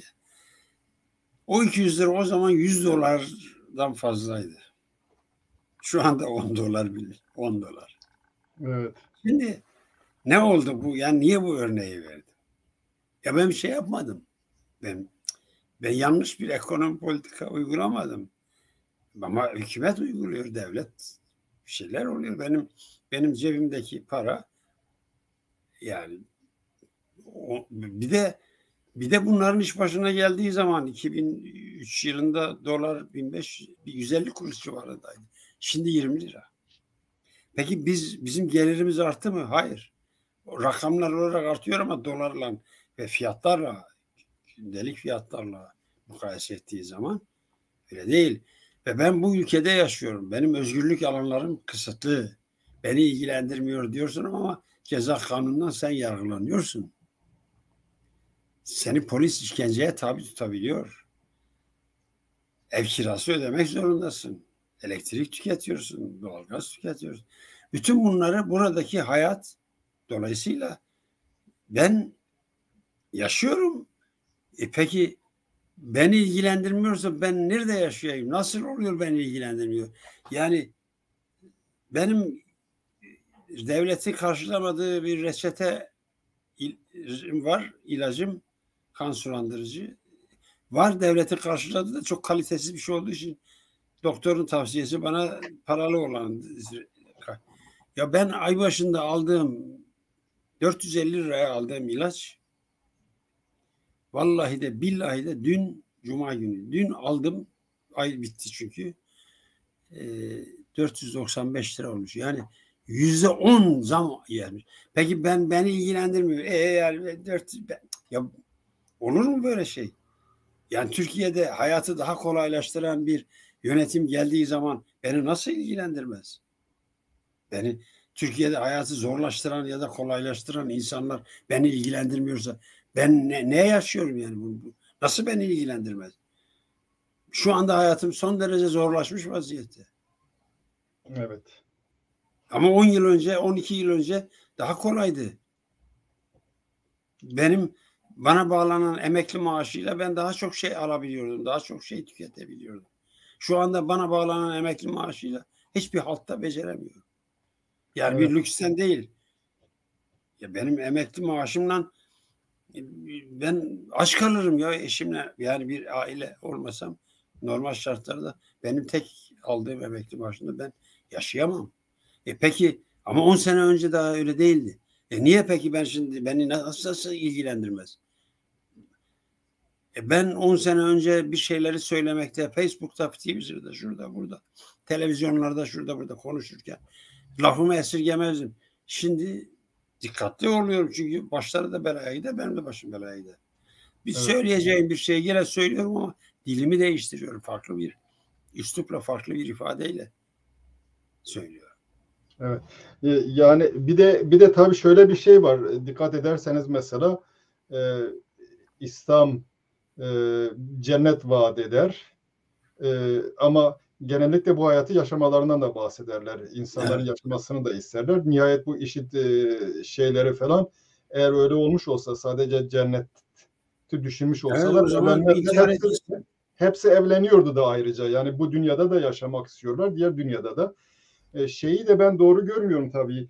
İdeal bir hayat olacak diye ileride insanların bugününü de harap etmenin hiçbir anlamı yok. Akla sığar bir tarafı yok. Böyle bir şey de var. Ya bir de bir İnsanların şey daha bugün var yani. karşısında da. Hani Marksist gelenekten geldik. Diyalektik diye bir şey biliyor. Ya Brezilya'da bir orman yandığı zaman benim yüreğim yanıyor. Bu Evet, dünyaya ait bir değerdir. Herhangi bir yerde bir diktatör iş başına geldiği zaman, bir askeri darbe olduğu zaman ben üzülüyorum. Ya da bir yerde sosyal demokratlar, sosyalistler, liberaller kazandığı zaman, öncekiyle mukayese ettiğimde tabii.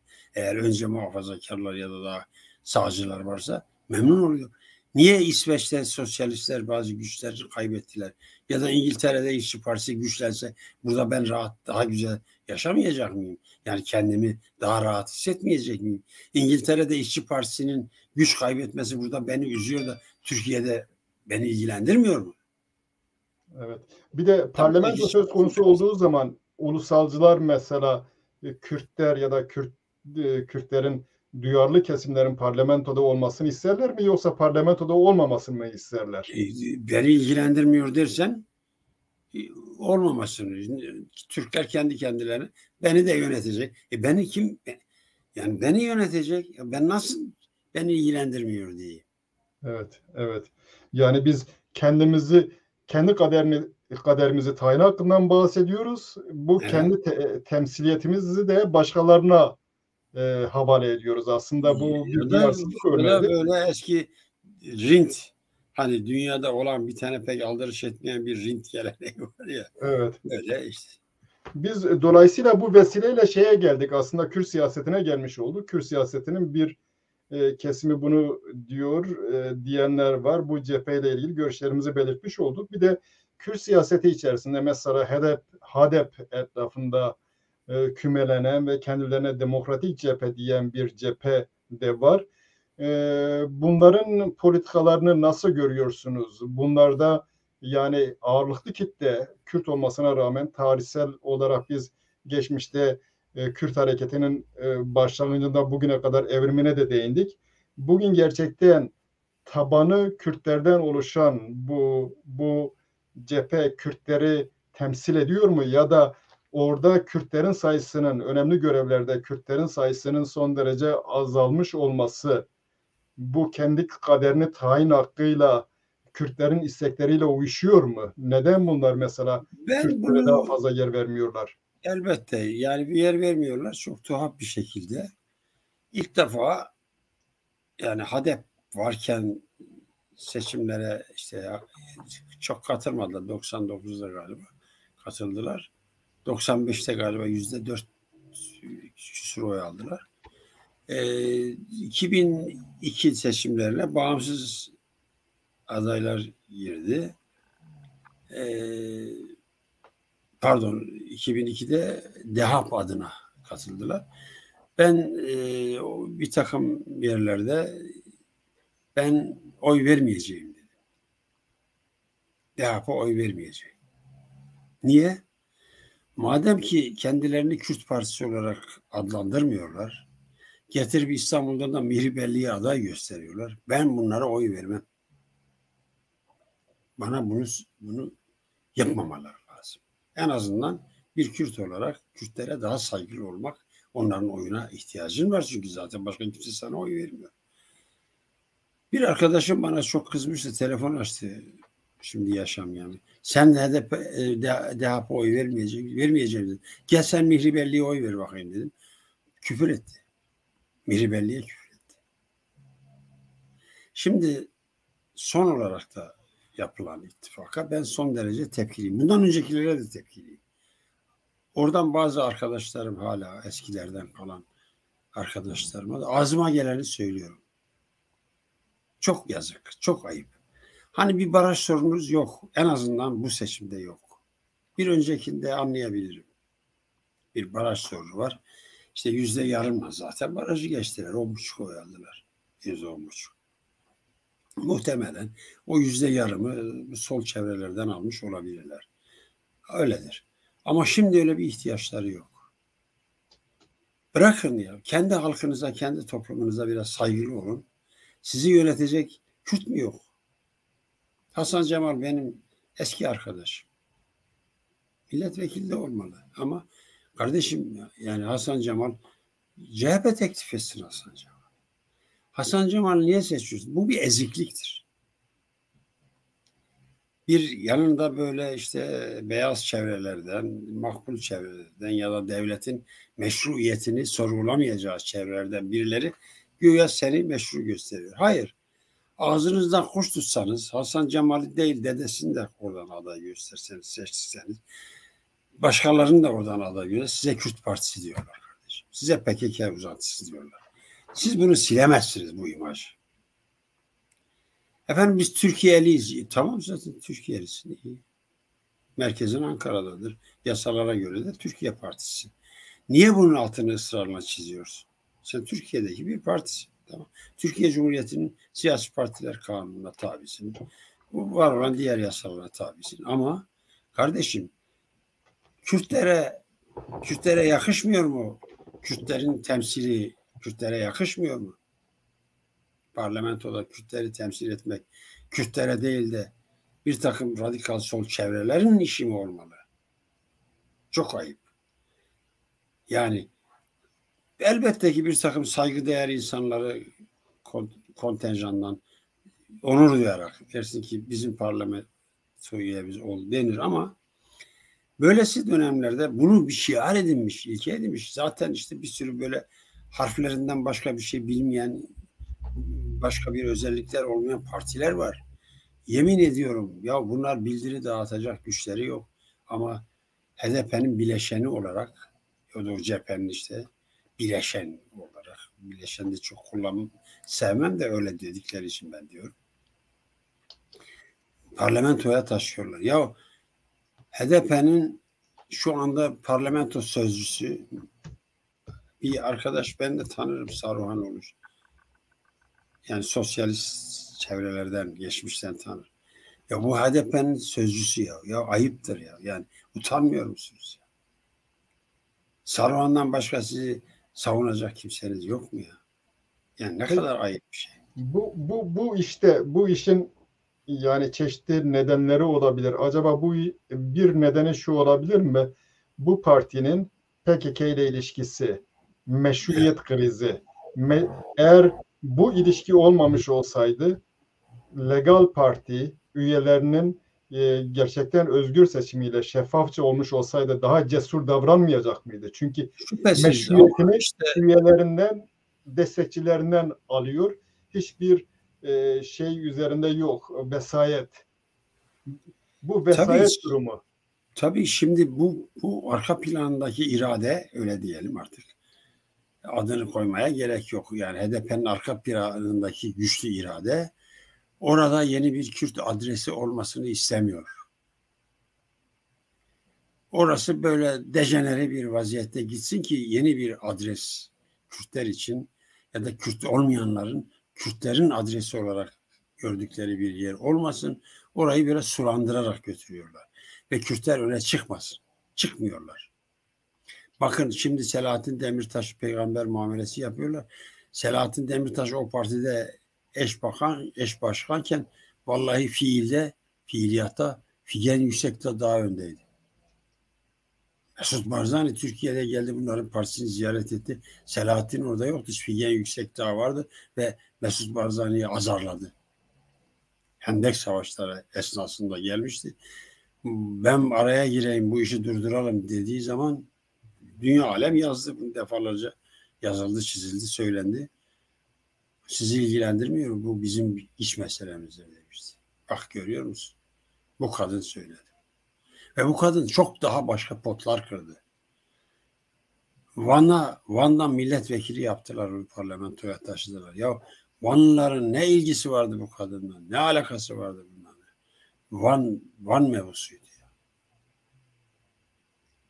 Ve işte şu anda hapiste, kimse de onu hatırlamıyor bile. Ama o günkü HDP'nin Selahattin Demirtaş'tan daha aktif başkanıydı. Evet. Düşünebiliyor musun? Evet. Ne kadar utanç verici bir şey. Yani şu anlamda, yani bu insanın beni bir kadın olarak utandırmasından filan değil. Kürtler neden Kürtler tarafından idare edilmiyor, yönetilmiyor? İlla da işte o devlet de bunu işliyor, gidiyor seçilmiş belediye reislerini yerine kayyum atıyor. Şimdi sen kendi partinin başına kayyum getirirsen devlet de getirir senin belediyenin başına kayyum. Evet. Doğrudur. Doğrudur. Niye itiraz ediyor yani? Evet. Zaten böyle bir mesele var, yani başkanlık seçimlerinde destekleyen arkadaşlara diyordum, çünkü bu Kürtlerin intereseleri, ilgileri güçlü merkezden değil, güçlü çevreden yana olmaları lazım. Evet. Merkez ne kadar zayıf olursa çevre güçlü olur. O zaman Kürtlerin ve diğer ezilmişlerin neyse hakları daha fazla olur. Bugün Kılıçdaroğlu genişletilmiş parlamentoda, geliştirilmiş parlamentodan falan bahsederken aslında Kürtlerin bu parlamentonun yerelde de uygulanması gibi bir taleplerine, en azından yerel belediyeler, yerel Avrupa yerel yönetimler yasasının uygulanmasıyla ilgili taleplerinin olması lazım. Burada dolayısıyla yani şu tablo şunu ortaya koyuyor. Bunlar kendilerine demokratik muhalefet diyorlar. Halkın talepleri bir yanda ama kendileri gerçekten demokratik değil. Dolayısıyla demokratik bir muhalefetten bahsedemeyiz. O çevredeki ufak örgütlerin durumu da bu minvalde. Çünkü o örgütlerin amacı Türkiye'de bir devrim yapmak, sosyalist bir iktidar kurmak. Daha doğrusu bir proletarya diktatörlüğü kurmak. Kürtlerin derdi başka. Evet. Kürtler kendilerini yönetmek istiyor.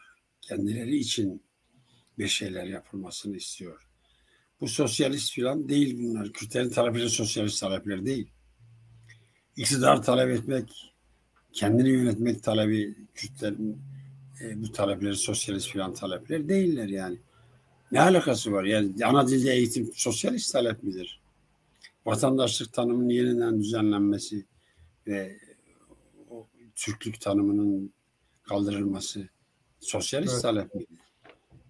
Ama bir devrimciye göre bunun önemi yok.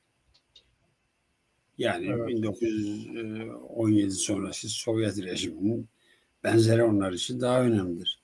Hatta o koalisyonun bir tanesi de Arnavutçudur. Daha o işte Emek. Evet. Evet. Tabii bu geçiş döneminde yani bu önümüzdeki dönemde çok büyük bir değişiklik bekleniyor ama önemli olan bu durumu, bu geçiş dönemini değerlendirerek yeni dönemde aslında bir hesaplaşma, daha büyük bir değişimin imkanlarını yaratma gibi bir durum var. Yani çok mutlu olmasa da en azından bugün yaşamakta olduğumuz sıkıntıyı birazcık gevşetmesi yani. Evet. Diğer şeye gelecek olursak bu Kürt muhalefetinin diğer iki unsuru birisi tabii Halkbar ve diğer ufak partiler var.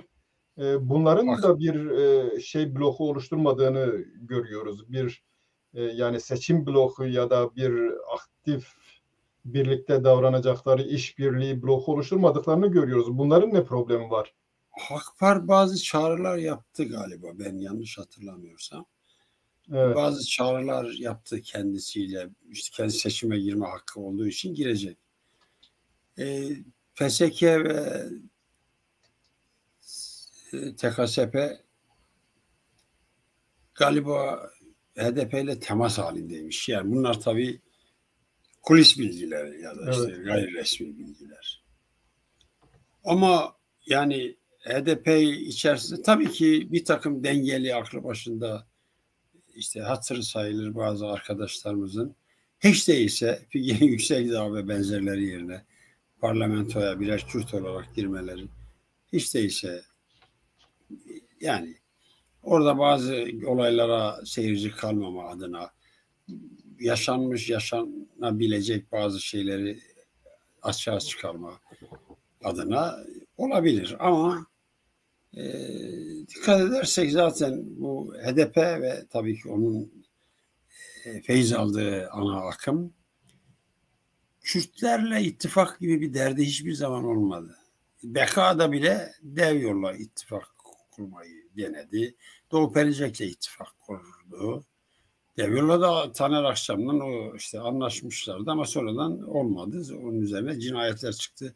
İşte Kürşat, Timur falan böyle. Daha sonra Doğu Perinçek'le ittifak kuruldu. O olmadı. Ardından Yalçın Küçük geldi.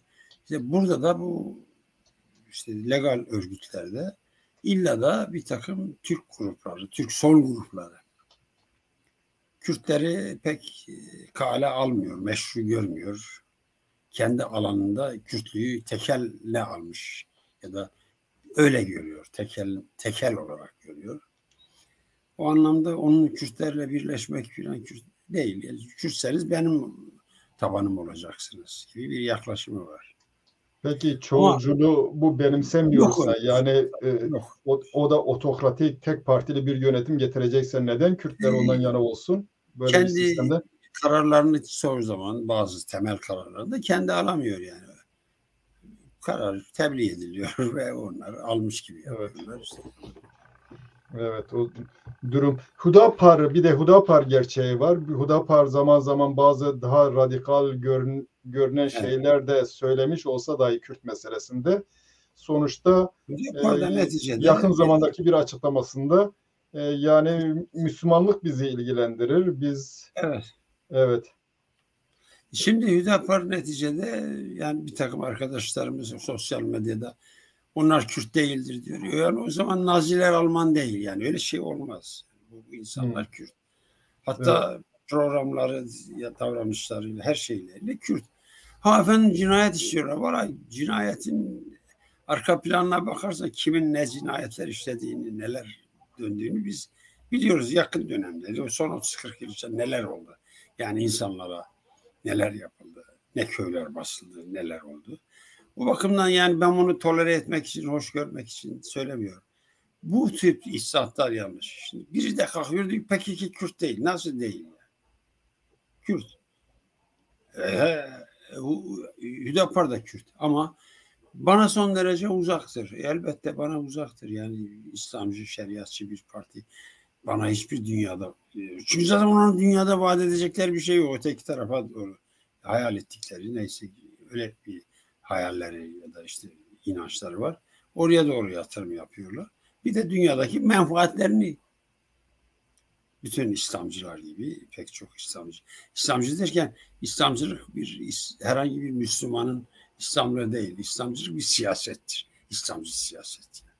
Onu kastediyorum. Onun için Hüdapar bir Kürt partisidir.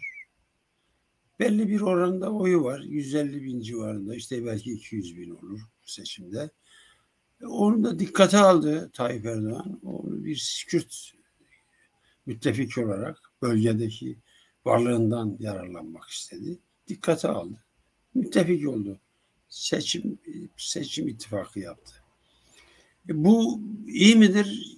Yapmışsa yapmıştır. O beni ilgilendirmiyor. Tayyip Erdoğan MHP ile de ittifak yapıyor. Yani ne var? Ama Kürt değildir demek benim. Evet. Reddettiğim bir şey. Sanıyorum burada ana sorun yani Hüdapar'ın politikasında Hüdapar Müslümanlar kardeştir sloganını öne çıkarıyor. Ama Suudi Arabistan o şeyle hareket etmedi. Dedi biz kardeş değiliz, haklarımızı istiyoruz. Biz o nedenle varız. Haklarını aldılar, devlet oldular. HADEP halklar kardeştir diyor. Bunda da bir yanlışlık yok. Müslümanların kardeş olmasında da bir yanlışlık yok. Ama bunlar Kürtler kardeştir diyemiyor. Öyle bir problem var. Evet. Kürtlerin çoğulculuğunu, birlikteliğini savunmuyorlar. Esas yanlış burada. Bu. İslam bu, yani İslami düşünce bu. Evet. Yani İslam önceliklidir. İslam öncelikli olunca orada hani İslamlar bizim gibi kullanmıyor, terminolojiler farklı, kavmiyetçilik diyorlar. Son derece zararlı ve tehlikeli buluyorlar kavmiyetçiliği. Yani onlara göre biz kavmiyetçilik yapıyoruz. Ama AKP de yapıyor. Ya onun İslamcılığı mı kaldı şimdi?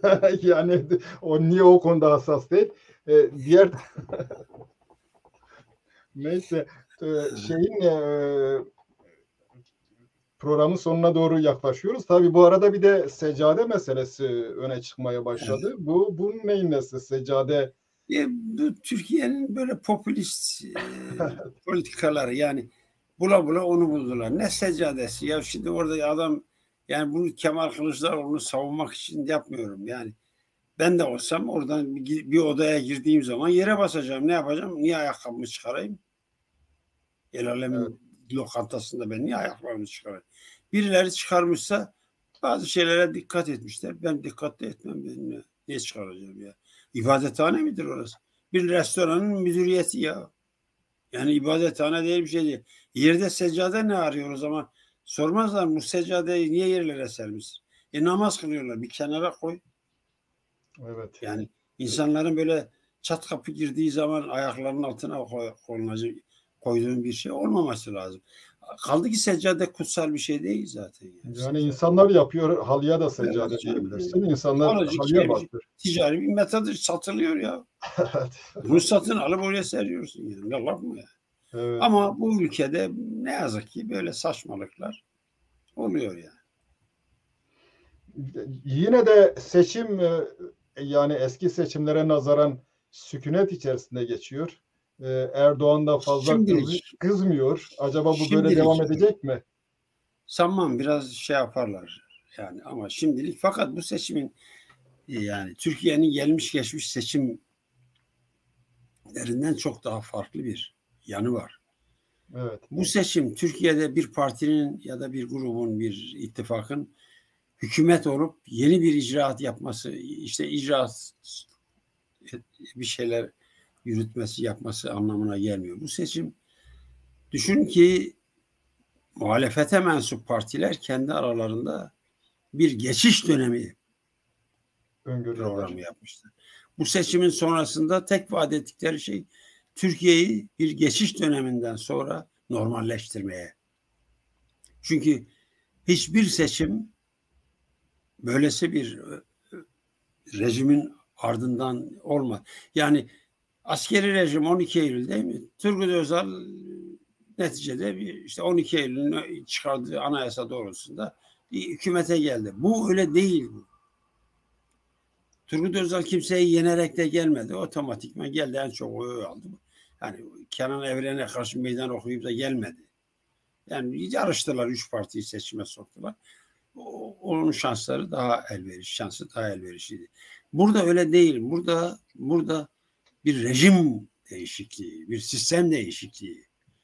Bundan önce 1946'tan başlayalım. Hiçbir seçim rejim değişikliği, sistem değişikliği gibi bir kampanyayla gelmedi. Bu seçimin en önemli kampanyası parlamenter sistem diyor. Bu tek adam, bu diktatörlük rejimi ortadan kalksın diyor. Dolayısıyla bu seçimin bu kampanya, yani kampanyası, esas kampanyası bir rejim değişikliğine dönüştür.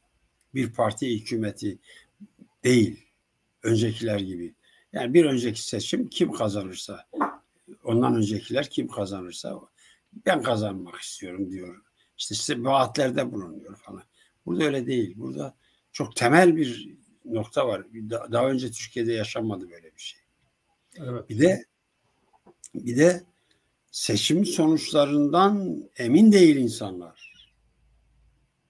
Doğru çıkacağından, yani seçim sonuçlarının doğru yazılıp uygulanacağı, yani deklare edileceğinden emin değil. Yani insanlar burada seçimlerde verdiğim oy gerçekten dikkate alınır mı alınmaz mı gibi bir endişeyle. Yani çünkü karşında hükümet, devlet var ve bu oyun gerçekten yani oy verdiğin insana bir yararı olacak mı olmayacak mı? İnsanlar orada tartışma. Hala şu anda hep seçim hilesi olur mu olmaz mı gibi bir tartışma yaşıyorlar. Evet. Evet. Teşekkür ederim. Bu bir iki arkadaşın sorduğu sorular var. Bunlardan bir tanesi Peyman Işıklı. Tipin kendi listesiyle seçime girmesi Kürt siyasal hareketinde ne tür sonuçlara yer açabilir orta vadede? Tabii HDP'nin alacağı genel yüzde iyi ve bir takım, yani bazı yerlerde belki seçilme şansı, hatta belki daha çok seçilecek insan sayısını etkileyebilir. Ama ben HDP'yi yönetmiyorum. Yani Kürt siyasal hareketi kullanmıyorum ben. Yani o, çünkü öyle bir kavram kullanılıyor ama Kürt siyasi hareketlerinin en büyüğüdür, dominant olanıdır. Yani büyük olanıdır, etkin olanıdır ama yani bir Kürt siyasi hareketidir. Fakat orada artık kendi başına davranması mümkünken getirip böyle tip mip gibi kendisine mesafeli duran yapıları başını belaya sokmak üzere getiriyor oraya. Madem oraya getirdin, ittifak kurdun, o zaman bu insanların tek başlarına baraj aşıp seçilme şansları olmayacak. Niye senin yüzdenden istifade ediyor o zaman? Çünkü sen %7'yi geçeceksin. Bu belli. HDP'nin Kürt oylarıyla %7'yi geçmesi genel kabul gören bir sonuç. O zaman niye getiriyorsun o yüzde kaç, 0,0 binde kaç oy alacak insanları? Hem kendi yüzdenden istifade ettiriyoruz hem de orada oylar bölünüyor. Dolayısıyla da tek torbada sayılacak oy ikiye bölünerek güç kaybına ulaşıyoruz. Yani bir yerde 40 bin biri oy alacak, bilmem 10 bin biri oy alacak. Sen 50 bin aldığın zaman belki bir milletvekili çıkaracaksın. Ama 40'a 10 olduğu zaman gidecek bir başka partinin 20 bin oyu meclise üye göndermeye yetecek. Seçim sistemi böyle. Evet. Yani o partiye ben yol verirdim. Yani arkadaşlar bana sorsa nereye kadar yolu varsa gitsin derdim. Yani artık evet, aynen. Bu arada ayrıca da şunu söyleyeyim. Yani Kürtler için de çok hayır şeyler değil bunlar. Yani bunlar Kemalist. Türkiye Komünist Partisi isimlerini değiştirdiler. Türkiye İşçi Partisi yaptılar. İkinci el bir parti. İşte böyle tuhaf rakamlar, açıklamalar veriyorlar. Efendim 30 Ağustos olur, milli birlik bilmem işte hamaset, 29 Ekim olur hamaset söylemleri çeken insanlar. Yani bu iş Kürtlerin siyasi taleplerini dejenere etme dışında bir şey. Tabii canım, yani kendi başına. Siyaset artık güvenilmez, dejenere bir şey haline geliyor. Halbuki yani bana göre, o tabii benim özel düşüncem, Stalin'le ve Stalinizm'le hesaplaşmadan sen bana bir sosyalist olarak güven veremezsin. Evet. Yani devam edersin ama benim siyasi müttefikim olamaz. Evet. İşbirliği yapılabilir geçici şeylerde, o kadar. O zaman ben şeyi de sorayım Ümit abi. Lenin'le ilgili, o da proleter diktatörlükçü. Doğru değil. Evet. Nerede proletarya diktatörlük mü yaptı? O zaman niye Kronstadt? Şimdi Evet. oralara girersek bazı arkadaşların kafası karışır.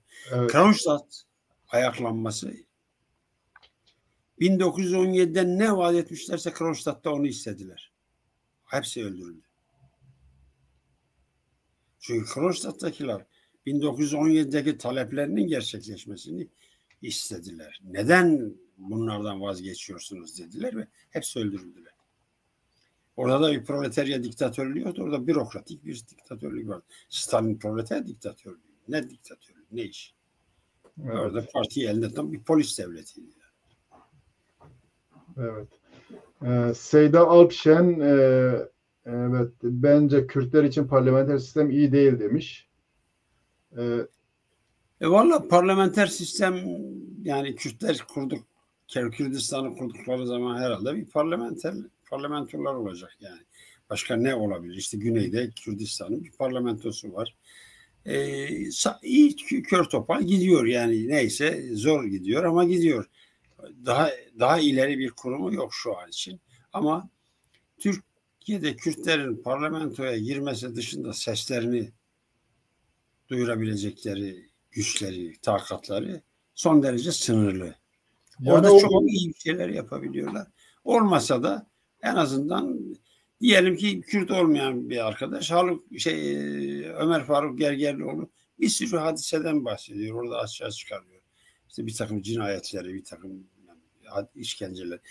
Bu insan hakları savunucusu olduğu için tabii onların üzerinde duruyor ama diğer arkadaşlar da keşke Kürtlerin diğer meselelerini taşıyabilseler. Ama yok. Yani bir insanın başarısız olmasıyla o kurumdaki işte başarısızlığıyla o kurumun kendisini sorgulamamak lazım. Oraya başarılı insan gönder kardeşim. Evet. Yani orada iyi bir muhalefet yapacak başarılı insanlar gönderirsin.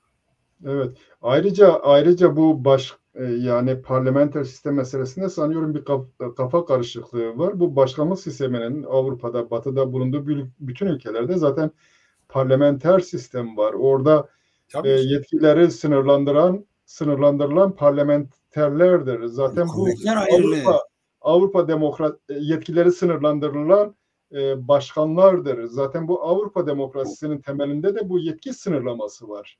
İşte bu Jean-Jacques Rousseau'dan beri kuvvetler ayrılığı diye bir şey.